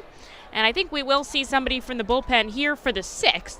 So we'll take a quick break, allow them to warm up. Reading leads by 5 as we head into the 6th inning. The award-winning Reading Hospital Tower Health Character Pool Party provides an unforgettable night out with your family and friends. Enjoy a baseball game while swimming in the 87-degree heated pool directly behind the right field home run wall. Plus, 2.5 hours of all-you-can-eat buffet and photos and autographs with the crazy hot dog vendor and the Fightin' Phils mascot band. Regular season tickets are $31 per person for groups of 20 or more. Give us a call today at 610-370-BALL. For top-flight local jobs, go with who you know. J.P. Mascaro & Sons, a leading waste removal company. To meet today's employment and service demands brought on by the pandemic, Mascaro is upgrading its already highly competitive employee wage and benefit package for drivers, collection crew helpers, and other positions. Call 888-MASCARO, MASCARO, for details. Work for an established local family business committed to its employees. Again, call 888-MASCARO today or apply online at www.jpmascaro.com. Highline Merchandising, formerly Textiles, is your local small business company that provides screen printing, design, and merchandising services for local, national, and international businesses, bands, shows, and festivals, including 7-time Emmy Award-winning show Schitt's Creek and Unsolved Mysteries. Visit our website at highlinemerchandising.com.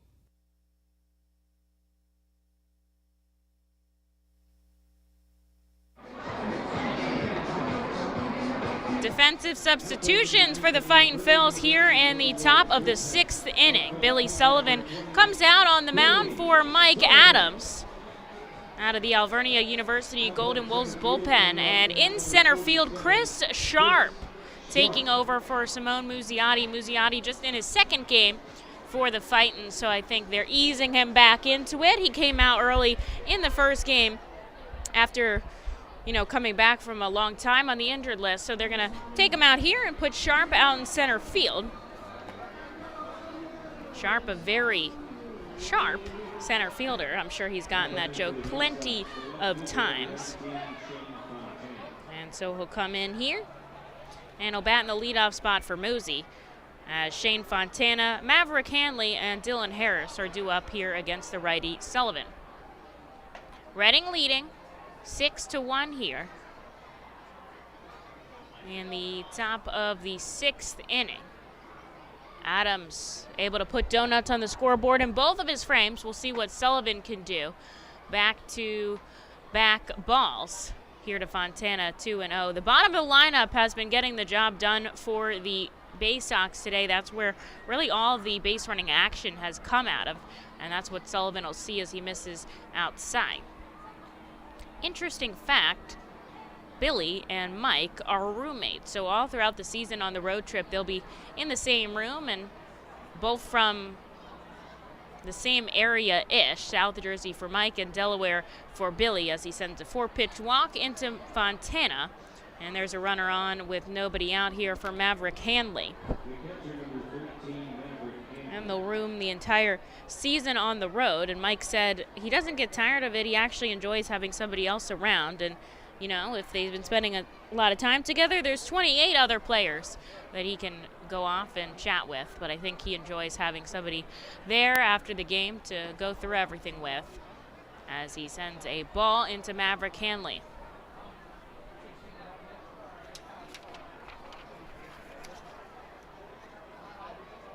Sullivan is 6 of 8 in scoreless appearances as he gets 94. Swing and miss out of Hanley, 1-1 the count. In his last outing, Billy pitched an inning and a third, gave up 2 hits, no runs, no walks, 2 strikeouts. He ended up taking the win in the May 8th contest against Portland. That was the outing he pitched in, first win of the season.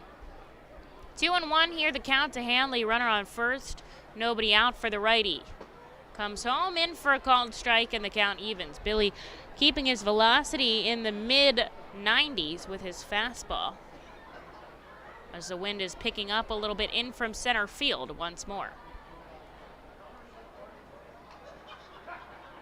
Hanley reaches for it. He's able to get a piece of it, and he'll keep his 2-2 count.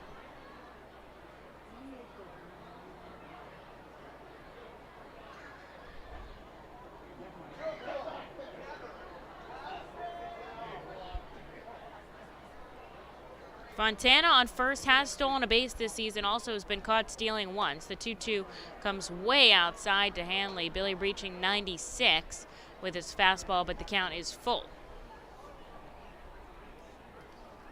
All the affiliates playing later this evening, so looking forward to being able to watch them tonight. We usually play a night game at the same time, so tough to keep up. And there is ball 4, so back-to-back walks issued by Sullivan, puts 2 on, and nobody out here for Dylan Harris. The right fielder, number 77, Dylan Harris. I know a couple people planning on hitting the Iron Pigs tonight, as they have a night game at home. So that's a lot of fun.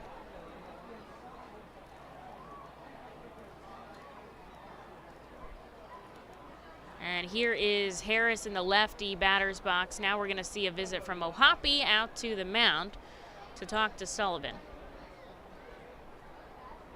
Bat Boy is going to bring out some more balls. A packed house here, so we've got the main grandstand, the seating bowl, right down in front of, or behind the plate, I should say.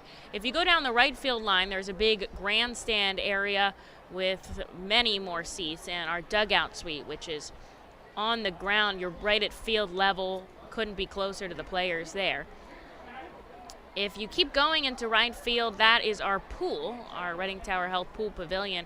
Lots of kids over there. That pool's always heated to 87 degrees.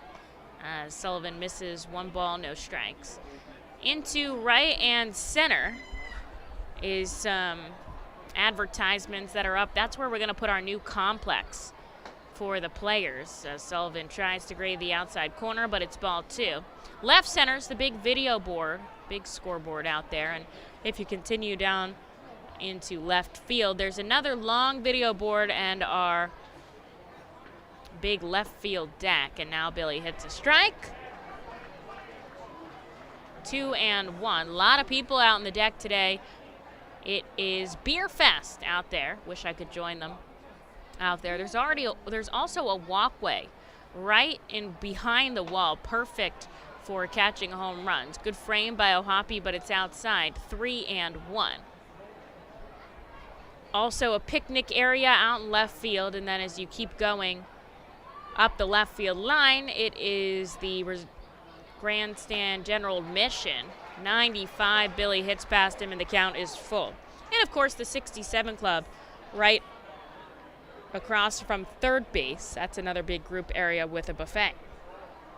So lots of options here at the stadium for the Fightin' Phils, as there's 2 on and nobody out. Here's the payoff pitch. It's ball 4 below the knees, and Sullivan has walked the bases loaded here. Reading is up by 5 runs, but not ideal for the reliever as he goes back to the top of the order. I think we'll see a visit from pitching coach Matt Hockenberry in just a moment. And we do now, as there is somebody warming up in the bullpen for Reading. Looks like Bubby Rossman down there. Billy's pretty good in high leverage situations, pretty good in a jam, so I'm not sure how long they're going to give him as he walks the bases loaded, but we'll let you know.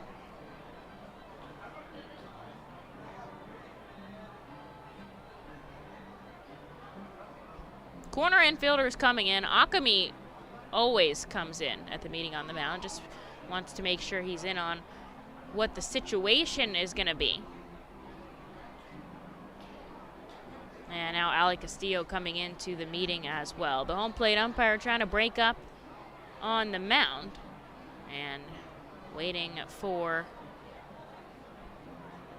Hockenberry to head back to the dugout, and he does. Hockenberry, a former Fightin' Phil himself, knows what it's like to play in this ballpark. So talking to Sullivan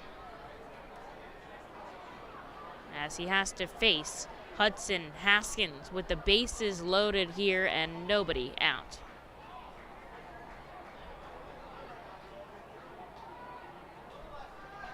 First pitch, up and away for a called strike. Billy bringing the heat today, 96 with the fastball. Just looking for outs here, Reading up 6-1, so they've got some wiggle room. Of course, doesn't want to allow anything across, but they take it in favor of getting 2 outs per se. And he gets a foul ball back from Haskins. Of course, there is an option here where he gets out of it with no damage done. He's already got the 0-2 here to Hudson Haskins, who has not had a hit today. And the pitch in for strike 3. Haskin caught looking. Billy brings that 96 down to 79 with the off speed and picks up a big strikeout for out number 1. And now it's Gunnar Henderson here with the bases loaded.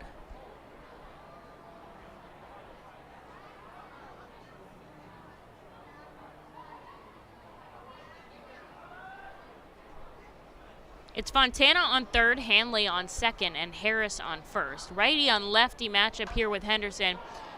He drives this into left field, but it goes foul. There's strike 1. Henderson 1 for 2 on the day, also walked, but he was caught stealing a base by Logan O'Hoppe.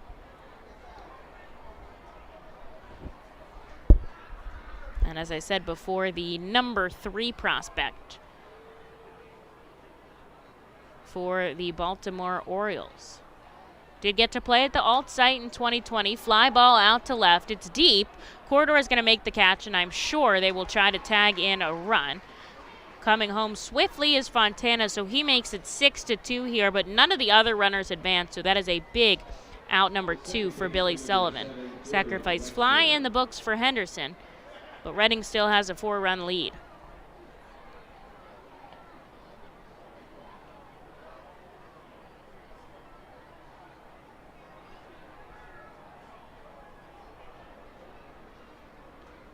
Here's Jordan Westberg now with 2 on and 2 out. Logan O'Hoppe is giving the signs to his team up in front of the plate. Now he'll settle in back behind.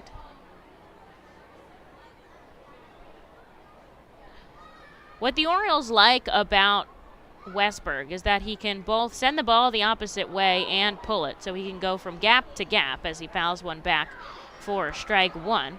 But he does have quite a bit of struggling with pitch recognition as it comes in, so doesn't always make contact, leading to a lot of strikeouts. So when he puts the ball in play, they really like it, but he's not always putting the ball in play. And that's something that the Orioles are worried about, but certainly does have a lot of power. 5 home runs here as he takes strike 2. Not off to the best start here with the Baysox, batting just 183. 2 on, 2 out. Sullivan has turned his tune here.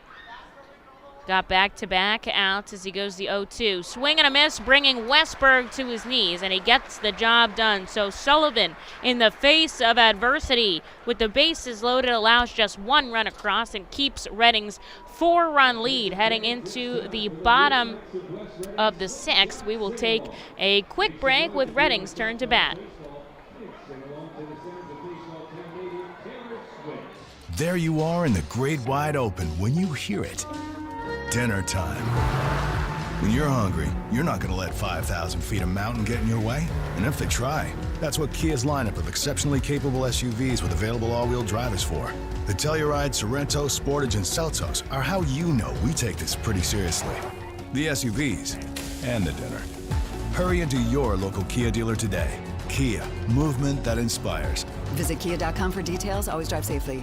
Fiesers Incorporated, a family-owned full-line food service distributor located in central Pennsylvania. Services restaurants, sporting facilities, theme amusement parks, healthcare facilities, educational facilities, and other institutions throughout Pennsylvania and the Mid-Atlantic region. For over 100 years, Fiesers and its employees have committed themselves to making customer service their highest priority. Fiesers works hard to provide customers with the products they require, delivered by their helpful fleet drivers. Fiesers is large enough to serve and small enough to care. For more information, call 800-326-2828 or Fiesers.com. The Reading Fightin' Phils are proud to partner with the Berks County Mental Health and Developmental Disabilities Program. Together, we are striking out the stigma in order to raise community awareness about mental illness and the prevention of suicide. With 3 simple words, "Are you okay?" the hope is to begin a conversation to show Berks County that we care. Suicide affects and hurts everyone, but help is here, and we'll work together to help raise awareness about suicide and identify what we can do as a community to prevent it. People in need of assistance and support should call Crisis Intervention at 610-236-0530. That's 610-236-0530. The first baseman, number 35.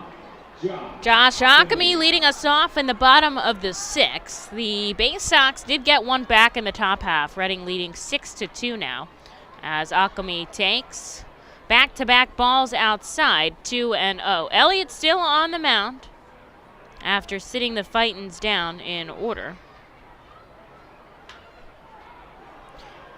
Ground ball right side to the right of first. So it's just strike 1 for Ockamy. Looking for his first hit today, 0 for 2 with 2 caught lookings.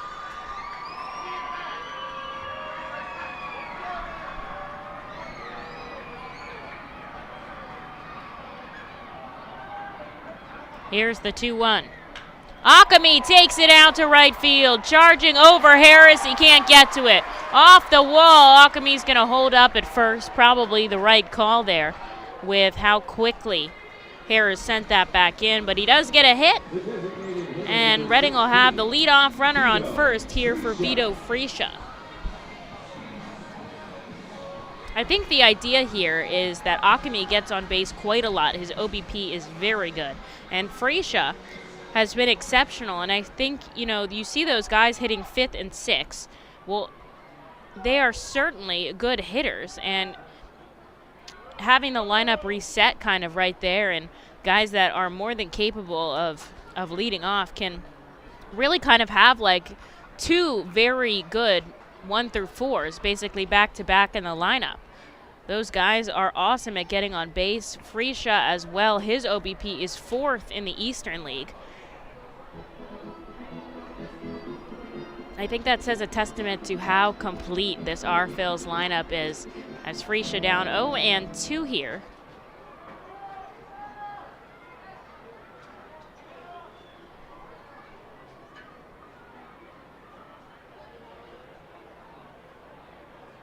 In the dirt, holding off is Vito. The catcher, Handley, was able to keep it in front of him.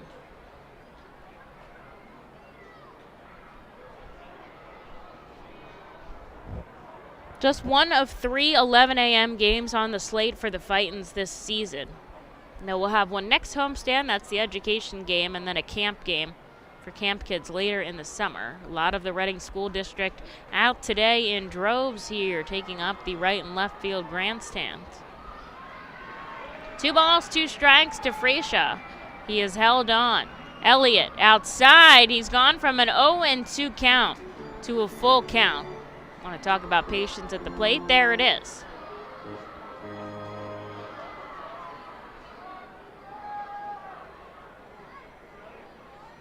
Here's the payoff pitch. Freesia behind on a 90-mile-an-hour fastball, and he'll take strike 3. There's one out here for Ollie Castillo with a runner on first.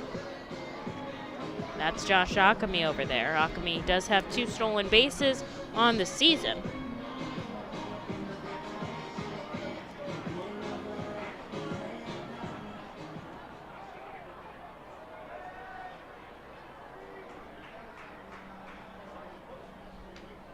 Castillo fouls back the first pitch he sees. He takes strike 1. A sacrifice fly in the first scored a run. Second time up, he did pop out to the shortstop. Just want to take a minute to thank Subway for being our team feed partner today.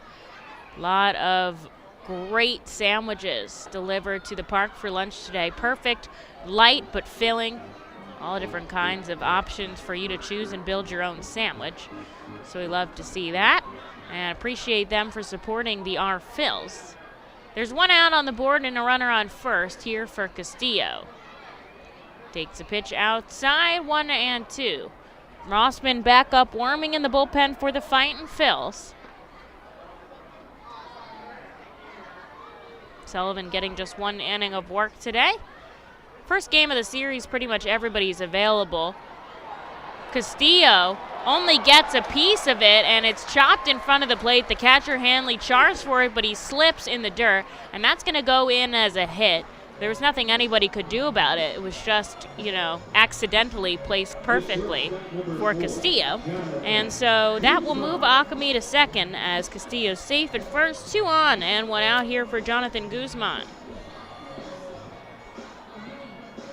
And way to run it out there by Castillo. Could have easily kind of accepted that as an out, and it turned out to work in his favor. Guzman takes a pitch outside. He's 0-1 for the day with a walk and a run scored.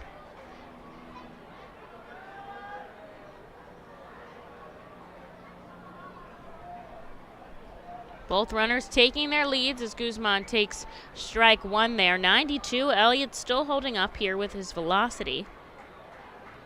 This is his 3rd inning of work. Well, 2 1/3 down to be specific. Checks his swing. Does he go around? No, says Evan Johnson over at first. So with the righty batter, they point to first with the check swing, and with the lefty batter, they point to third for the check swing. Here's the 2-1 from Elliott. Over the head of the pitcher. A flip play over to first. Guzman should run it out. So they do get the out at second. A good flip there from the shortstop Henderson to the covering second baseman. So a fielder's choice gets Castillo down for the count, but Guzman is able to make it. That was very good defensive work by Henderson. Certainly why he's rated a top prospect. And now there are runners on the corners with 2 outs for Frelin Mignetti. Mignetti has shown up for the Fightin Phils in the first inning. Can he do so again? We'll take a first pitch outside for a called strike. Elliott up to 43 pitches here. A lot of work for the reliever. Akami on third, Guzman on first. The 0-1. Ground ball right side. The first baseman Mundy makes the play by himself, and Reading will strand 2 on as they keep their 6-2 lead going into the bottom half. Bubby Rossman will be out in just a moment. Bottom of the 6th up in just a second. Join us as we celebrate Reading's Hispanic and Latino culture during 12 Friday home games this season. With Savage 61 Fiesta Fridays presented by eXp Realty, Breakthrough Beverage, Humane Pennsylvania, Origlio Beverage, and Mal Beer. Fiesta Fridays feature special Los Luchador de Reading uniforms, Hispanic and Latino food and music, and other cultural elements throughout the ballpark. Get your tickets now by calling 610-370-BALL or visiting us at the Weidenhammer ticket office at FirstEnergy Stadium. ROG Orthodontics is the proud official partner of the ROG Orthodontics Fightin Phil's Kids Club. Join today at Fightins.com to get your free ROG Orthodontics Kids Club t-shirt and visit FantasticSmiles.com for more information on why ROG Orthodontics is voted #1 in Berks and Monco. ROG Orthodontics and the Fightin Phils, two great hometown partners. Savage Auto Group is a proud sponsor of Fiesta Fridays. Enjoy an Art Phil's game, great food, music, and entertainment. The team will play in their Los Luchadores de Reading Latino tribute uniforms. Visit Timmy Profit and Savage Auto Group, Pennsylvania's most awarded dealership for all your automotive needs. The ground show is brought to you by Deer Country Farm and Lawn, a full-service John Deere dealer with stores to serve you in Adamstown, Allentown. Here we are in the top of the 7th inning. Billy Sullivan hands the ball over to Bubby Rossman. After an inning of work, Sullivan's final line, 1 run on the board, no hits, 3 walks, and 2 strikeouts. So got out of a stressful inning with not much damage done. And Rossman will come in here and look to keep the Fightins' 6-2 lead. Reading has been shut down by the Baysox bullpen. There's 6 runs coming off of the starter, who was knocked out in the first inning, but they haven't gotten a run since. Now, they've given themselves a pretty good advantage here by scoring so many runs early, but still a lot of baseball left. 3 innings, or 2.5 if you want to be an optimist, which I do. As Rossman finishes his warm-up throws, he'll see Mundy, Ortiz, and Cullen here for the top of the 7th at FirstEnergy Stadium. Nice to see such a good crowd here.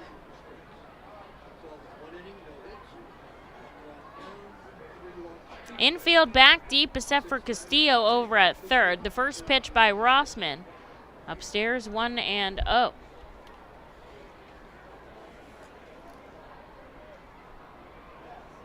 Took the save at Portland on May 8th. Pitched the final inning, giving up no hits and 1 walk. That was his first save of the season. As Mundy fouls one back, 1-1 the count.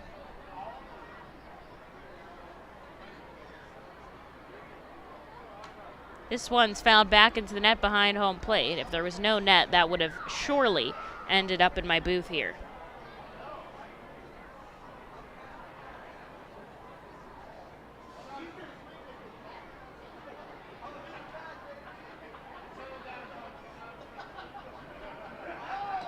Swing and a miss, and he goes off speed to get Mundy down for the count. So there is out number 1 here.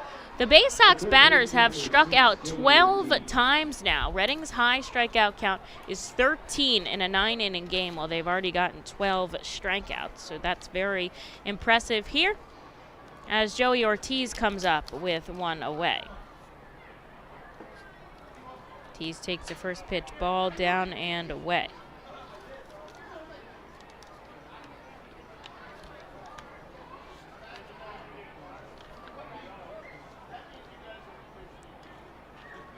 Rossman 12 2/3 innings of relief this season, holding batters to a .280 average. Gets a strike there to the righty Ortiz. 1-1 the count.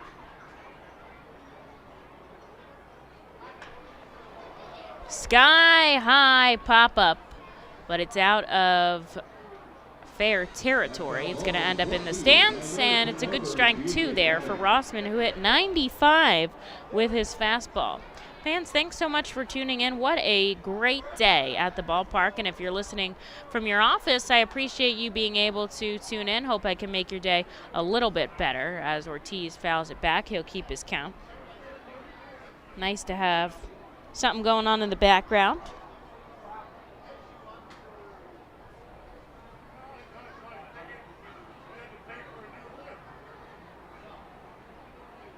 This time with the righty bat, Akami's going to play in a little bit at first. Everybody else back deep to Ortiz.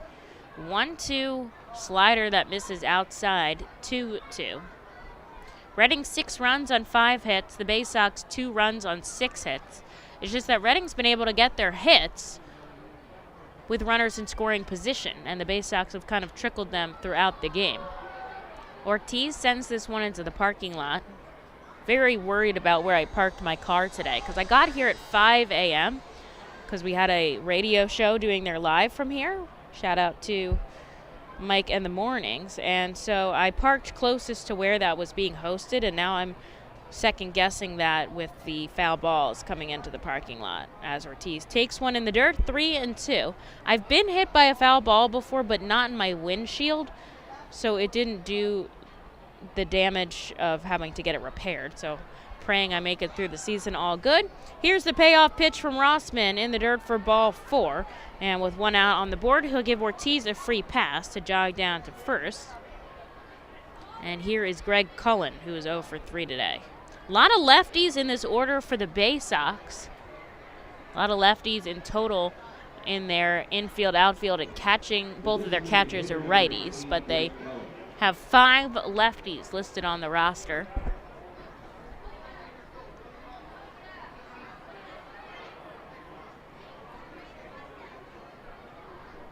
Rossman kicks and fires inside, ball 1. Cullen changed his number before the start of the game, went from 1 to 18. He'll foul this back. There's a strike. I don't know why all these numbers switching. I can understand. So what happens when we go on the road is we only pack a couple of extra jerseys for players that join us on the road, so we don't bring every jersey that we have. So not every number and size is available. So, for instance, there's a swing and a miss out of Cullen, so it's 1-2. Mignetti wearing kind of a bigger size for his body, 45, so the bigger numbers are larger sizes, typically. And so I didn't know, like, if maybe he would change his jersey when we came back and there were more options. So that's, like, kind of the only reason that I would think of people changing numbers, unless there's a number they really want and, you know, it's available at home. Typically all the usual numbers are gone by this point in the year, especially we'll save a jersey if we think, you know, if a guy is injured but he might come back in a couple days, he'll still be wearing, like Madison Stokes is still wearing 15 right now. He's not gone, but he's not active. 2 balls, 2 strikes here to Cullen. 96-mile-an-hour Rossman misses above the letters. Cullen's going to take a timeout, step out of the box. And now he'll step back on the lefty side. So many little nuances of things like that that I'm able to kind of join in when I hit the road with the team, which is awesome. Great frame there by Rossman. Thought that was strike 3 as Hoppy held it in the zone, but they don't get the call from Michael Snover behind the plate. So it's now 3 balls and 2 strikes. Runner on first, 1 out on the board. Here's the payoff pitch. Big swing and a miss. Cullen was going for the fences there, but he doesn't get it. And Rossman has out number 2 on the board. Shane Fontana comes up here. He's walked twice in this contest. Doesn't have a hit so far. And he'll see Rossman with Joey Ortiz still on first and 2 outs.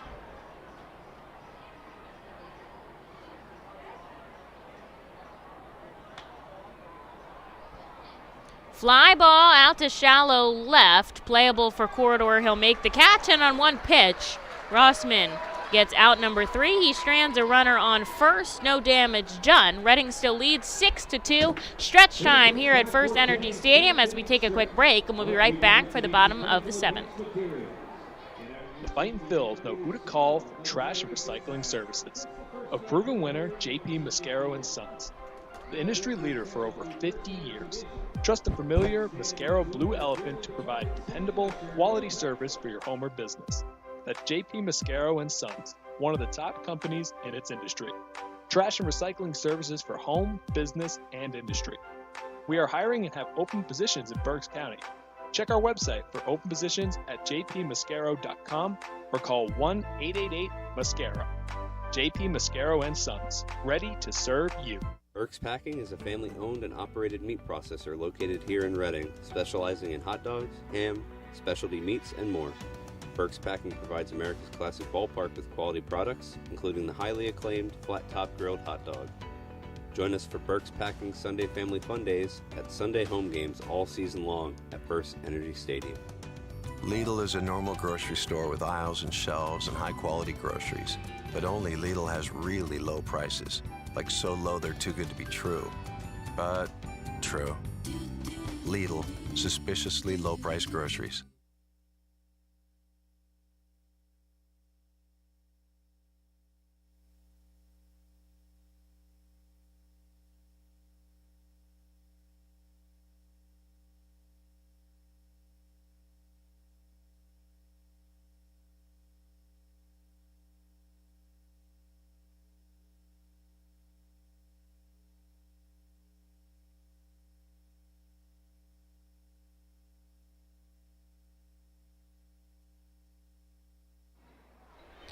Great stretch time here at the ballpark. The Fightins take their 6-2 lead into the bottom half. It's the first time we'll see Chris Sharp after he came in defensively for Muzziotti a couple of innings ago, and he gets his first at-bat here.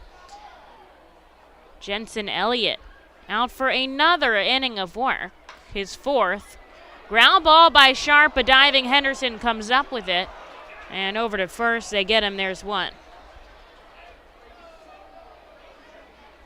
Here is Jalen Ortiz now, 1 for 3 today. Sharp just joined us while we were on the road from Burlington, Massachusetts. Played in the Pirates system, but was released, and we were able to pick him up when we needed help in the outfield as Stokes hit the injured list. Ortiz takes a swinging strike here from Elliott, who is nearing 50 pitches. This is the longest relief outing the Reading Fightin' Phils have faced, with 3 1/3 under his belt. Before that, it was 3 in the series against Akron. 1 ball, 1 strike here to Ortiz. Takes a called strike 2 outside. 92 at the fastball for Elliott. He's allowed so far just 2 hits and struck out 2. Been very clean for the Baysox. Reading has not had a run since the 6th. They did have a little, or since the 1st, excuse me. They did have a little action in the 6th, but weren't able to bring anything home. 2-2 to Ortiz. The righty kicks and fires. Ground ball left side. Can't get it. It gets past the shortstop and the third baseman. Nobody can get to it, and that's a base hit for Ortiz as he has a multi-hit game. A runner on and 1 out here for Aldrum Corridor.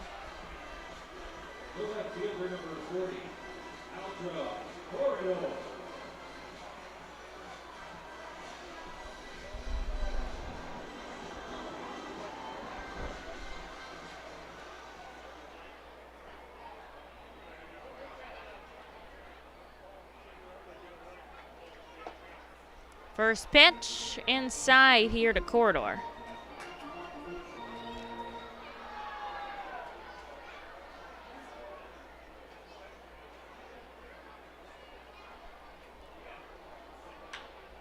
Right back to the pitcher. He's going to try to turn 2. 1-6-3 double play. Very rare in the baseball scenes, but Reading is down for the count there with the double play. They'll be wrapped up as Elliott faces the minimum. On to the 8th we go.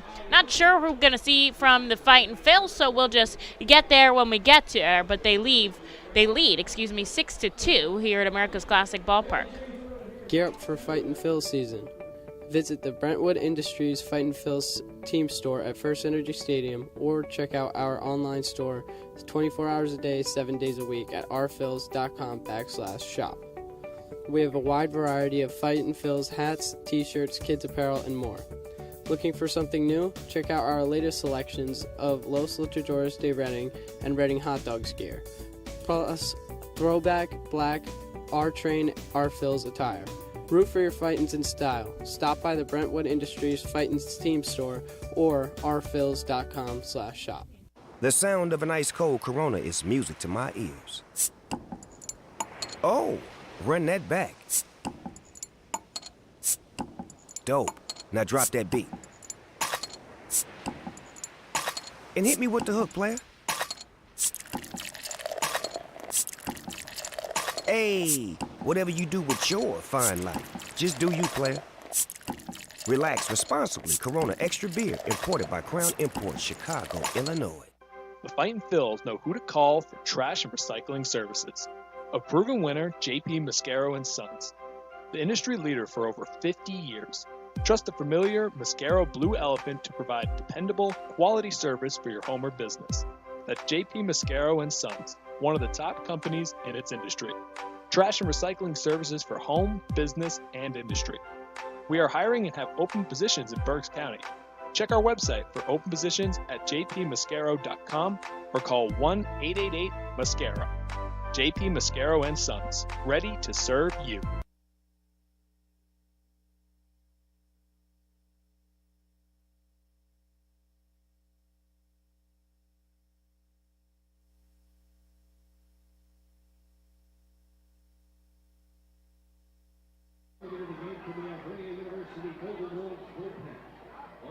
Pitcher number 48, O'Grady Gomez.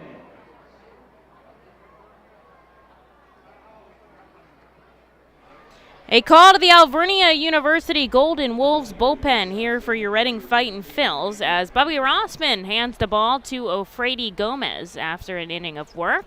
This is Gomez's first day as a Fightin' Phil, added to the roster about an hour before the game, and he'll get his first opportunity to pitch in America's Classic Ballpark here against Maverick Hanley, Dylan Harris, and then back to the top of the order with Hudson Haskin.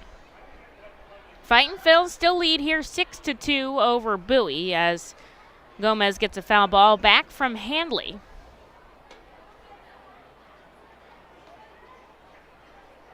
Pitch above the letters, 1 ball, 1 strike. Gomez came to us from the Florida Complex League as he takes a pitch inside.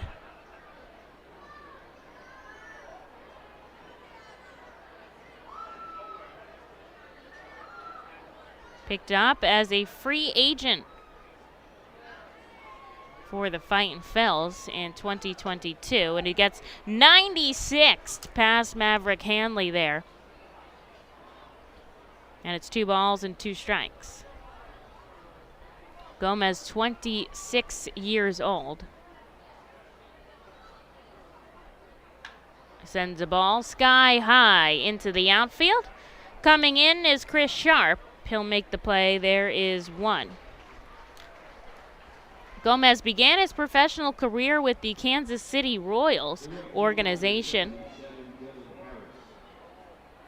Made it as high as the AA Naturals before being picked up by the Chicago White Sox organization. Spent some time there and then elected free agency after last season in Philadelphia. Looking for a good arm in the bullpen. Brought him here, and now he's beginning his professional year with us here in Reading as he gets a first pitch fly out, and there's a strike to Dylan Harris. Rossman's final line coming in, an inning of work, 1 walk and 2 strikeouts, so pretty solid for Bubby.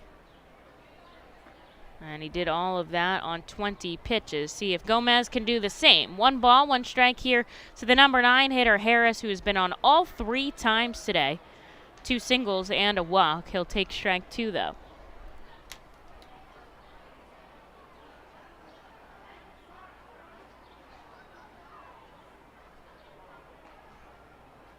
Kicks and fires outside. 2 balls, 2 strikes.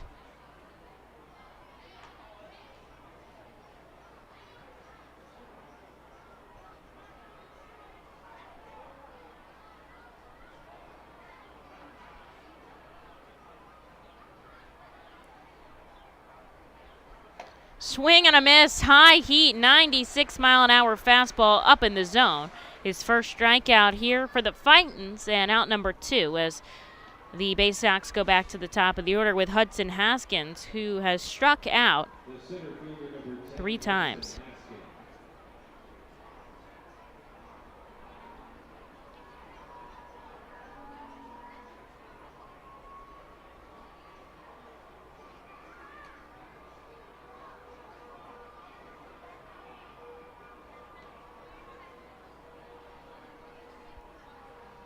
First pitch, ball to Haskins, who was also hit by a pitch in the third. Crowd is hanging out here. Usually sometimes it dwindles throughout the game, but I think, if you've taken the day, you have taken the full day to be with us here as Gomez gets a strike outside. So it is still a packed house here in the 7th. I'm talking everybody in the Beer Fest and left is there. All of the students in right and left field, as well as the main grandstand, still packed here at the ballpark. Glove at the chest. Inside from Gomez, 1-1.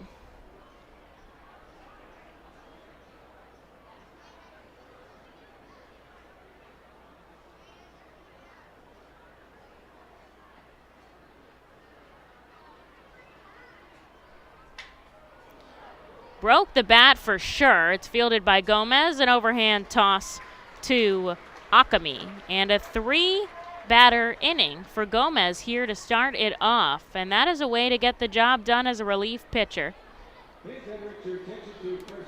And we will head to the bottom of the 8th inning. Reading leading 6-2 here. They're hanging on, folks. Hang with us as we head into the bottom of the 8th in just a moment. K Pool and Spa offers a variety of expert services for both in and above ground pools and hot tubs. They provide the service for Pool Pavilion at the FirstEnergy Stadium and keep it clean and maintained throughout the entire season. Based in Reading, Pennsylvania, they've been family owned and operated for 40 years. Turn to K Pool and Spa for the best value and professional service. International Fireworks is the official fireworks provider for the R-Phils. International Fireworks shoots all 33 fireworks shows throughout the R-Phil season, including 6 Mega Blast fireworks shows. International Fireworks also provides the pregame fireworks after the national anthem at each game. International Fireworks has a retail store in nearby Douglasville, Pennsylvania, where you can purchase all of your fireworks. Visit fireworksrus.com for more information about the International Fireworks retail store in Douglasville. Thanks again to International Fireworks, the official fireworks provider of the R-Phils. Looking for the place to have the ultimate family fun at the Fightin' Phils game? Look no further than Capital Blue Cross Funland. Capital Blue Cross Funland features the most exciting games and entertainment at the ballpark, including speed pitch, mini golf, ring toss and peach basket toss, mascot autograph booth, a bounce house, and the incredible giant inflatable slide. Bring your family to all the fun at their next R-Phils game at Capital Blue Cross Funland.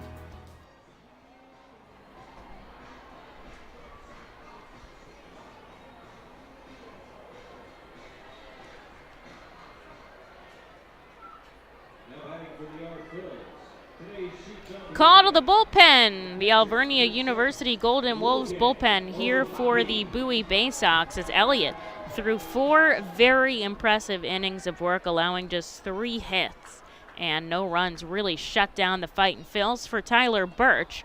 But we'll see if Reading has any answers. They still lead 6-2. And here is Logan O'Hoppe, followed by Akami and Freesia here. A very good part of the order for Reading to have. O'Hoppe takes a ball and a strike here. Coming down to the end of this ball game rather quickly. The beginning innings with all the runs were a little bit more extended, shall we say. But it's been cruising here for the Fightin' Phils as they've really come into their own in the bullpen this season. And that's been fun to watch. O'Hoppe shoots this over to the third baseman in the dirt as he goes to first, but Mundy with a good pick, and that was a hard hit ball by O'Hoppe. Can't imagine the exit velo there, but it just goes in as an out for Josh Akami. That's something you wouldn't see in the box score, but if the Phillies are looking at what he did there, they would notice how sharply that was hit down the line.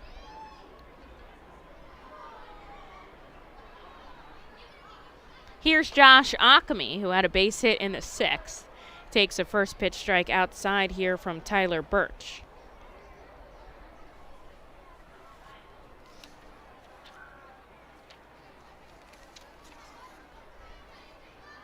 Checks his swing. Does he go around? He does. Down 0-2.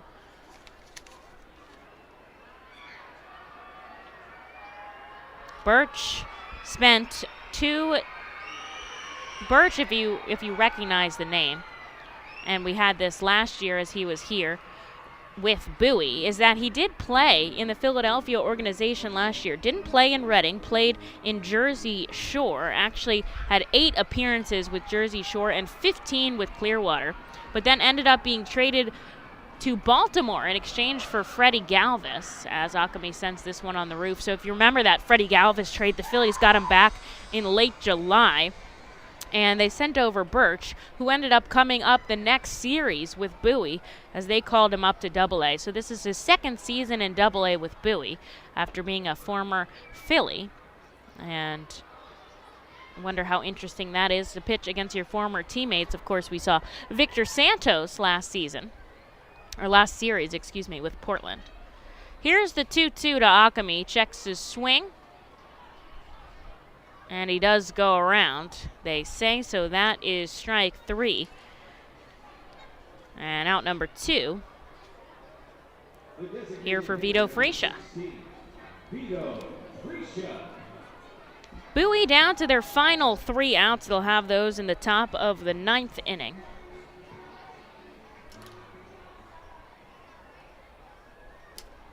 And, of course, at this point in time, Reading will not have to bat in the bottom of the 9th, and I will say in any point of time they won't have to, because I believe they're going to hold on to this 6-2 lead. I'm not sure if we're going to see Gomez out for another inning. I would imagine, since there's nobody up in the bullpen for Reading, as Fresia takes the first pitch strike and sends this sky high down the right field line, coming over as Mundy, but it's going to end up in the bleachers for strike 1.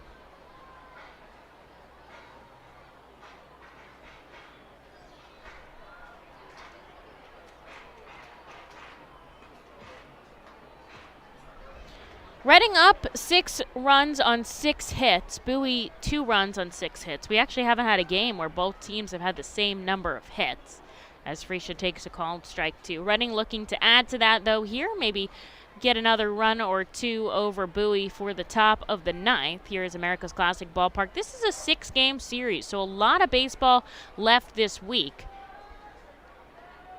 here in Reading against the Orioles affiliate, but looking to start off the series well, coming off 3-game win streak against Portland. That's the longest of the season, as Fresia stays alive with a foul ball back. Reading 7-3 in their last 10 games, and they took over the series the road trip 7-5, as I should say. 1 ball, 2 strikes to Vito Fresia. He strikes out swinging at the hands of Birch, and that'll do it here in the 8th, So as we go on to the 9th, Reading leading 6-2. I think Gomez will be out here to try to pitch the final inning of work and get the job done here for the Fightin' Phils, looking for a win in the first game of the series, coming back for just 3 more outs in the top of the 9th in just a minute. You can add a delicious all-you-can-eat buffet to any Reading Fightin' Phils game ticket for only $19. No need to visit the concession stand. You can add a 2.5-hour all-you-can-eat buffet to any ticket. This selection includes barbecue chicken, barbecue sandwiches, cheeseburgers, hamburgers, hot dogs, mac and cheese, corn, pasta salad, baked beans, potato salad, chips, fruit, cookies, and all Pepsi products. Call the Fightins at 610-370-BALL, order online at Fightins.com, or visit the Weidenhammer ticket office at FirstEnergy Stadium. Unlike any other area in FirstEnergy Stadium, the Savage 61 dugout suite puts you in the closest seat to the action on field, located just feet away from the diamond on the first base side. With covered seating, abilities in motion accessible seating, and the most unique view around, your group will thank you over and over again for this one-of-a-kind experience. Tickets for the dugout suite start at $25 and include options to add food and drink packages. The Reading Fightin' Phils are proud to partner with Mao Beer and Stockertown Beverage throughout the 2022 season. Mao Beer and Mao's Cinco Estrellas Lager, which is available in the Stadium Plaza Bar, has 128 amazing years of brewing history. Make sure to pick up Mao Beer and Mao's Cinco Estrellas Lager at FirstEnergy Stadium at our Plaza Bar throughout the 2022 season and through our partner at Stockertown Beverage. Mao Beer will be on site for all of our Fiesta Friday games with samplings of their amazing Cinco Estrellas Lager. Mao Beer is a proud partner of the Reading Fightin' Phils and all Fiesta Friday celebration games. Mao Beer, the 5-star taste and quintessential beer from Madrid. Please drink responsibly. This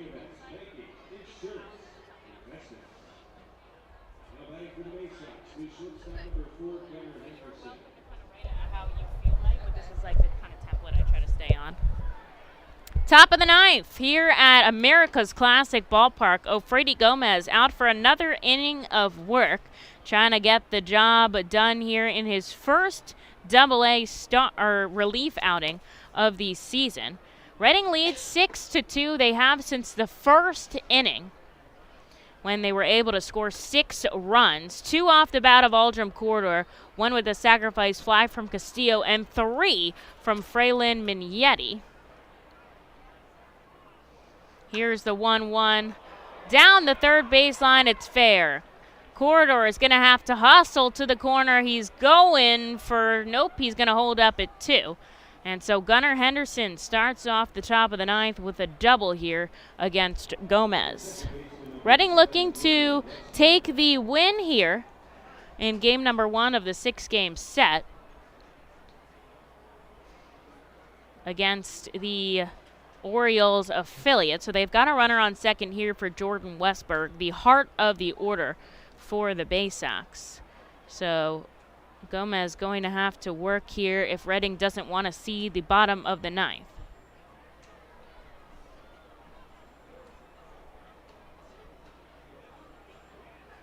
Glove at the waist for Gomez the first time he's throwing to Logan O'Hoppe. He looks back at second. Now he'll come home. In for a called strike. 97 off the hands of Gomez. Very high velocity.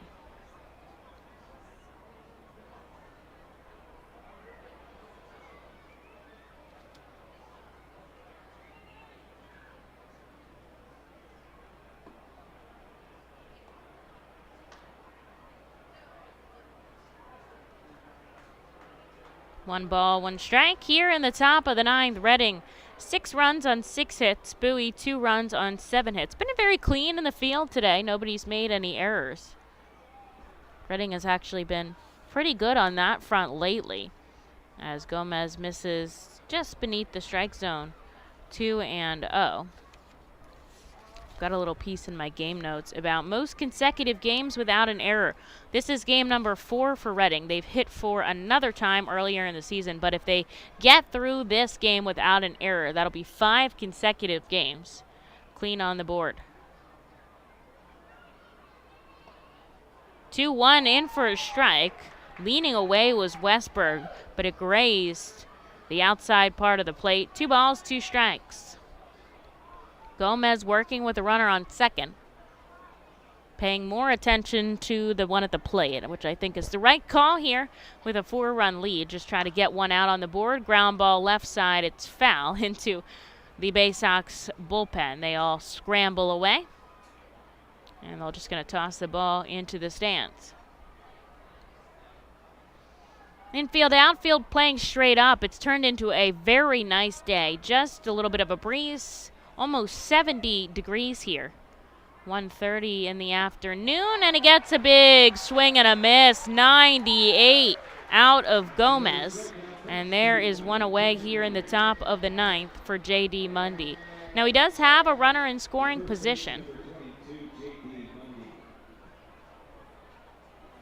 but Mundy is 0 for 4 today. 2 flyouts and 2 strikeouts.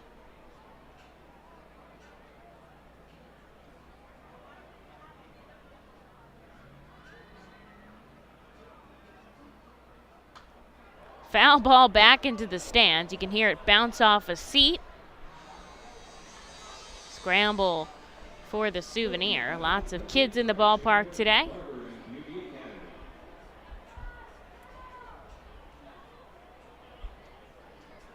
No balls and a strike here to Mundy. Gomez sets up, glove at the chest, big leg kick, ground ball left side. Mignetti over to first. There's 2. Henderson does make his way to third base, but the out necessary there for the Fightin' Phils. And the Baysox are down to their final out here on Tuesday's game, leading 6-4 here in the ninth.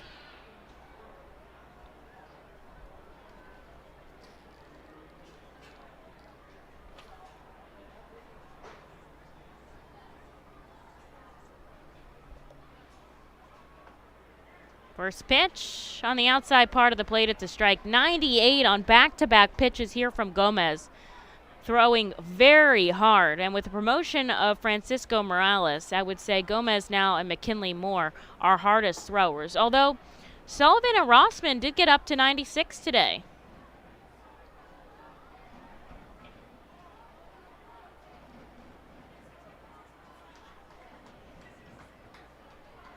A ball and a strike here to Ortiz from the right side.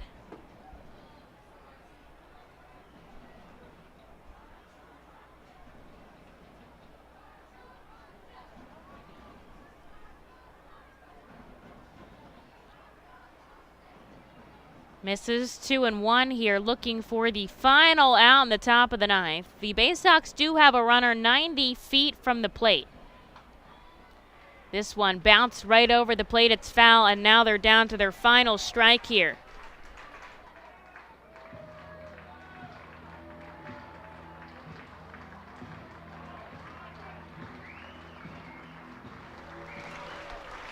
Reading on their feet here as the Fightin' Phils looking to come away with a victory.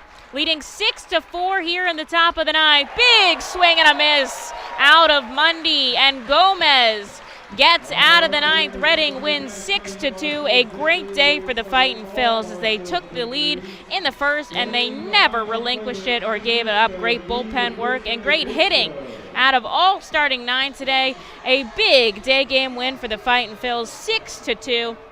And we'll move on to game number 2 tomorrow here at FirstEnergy Stadium, 6:45. First pitch. Fans, thank you all so much for listening. Loved having a day game here at the park.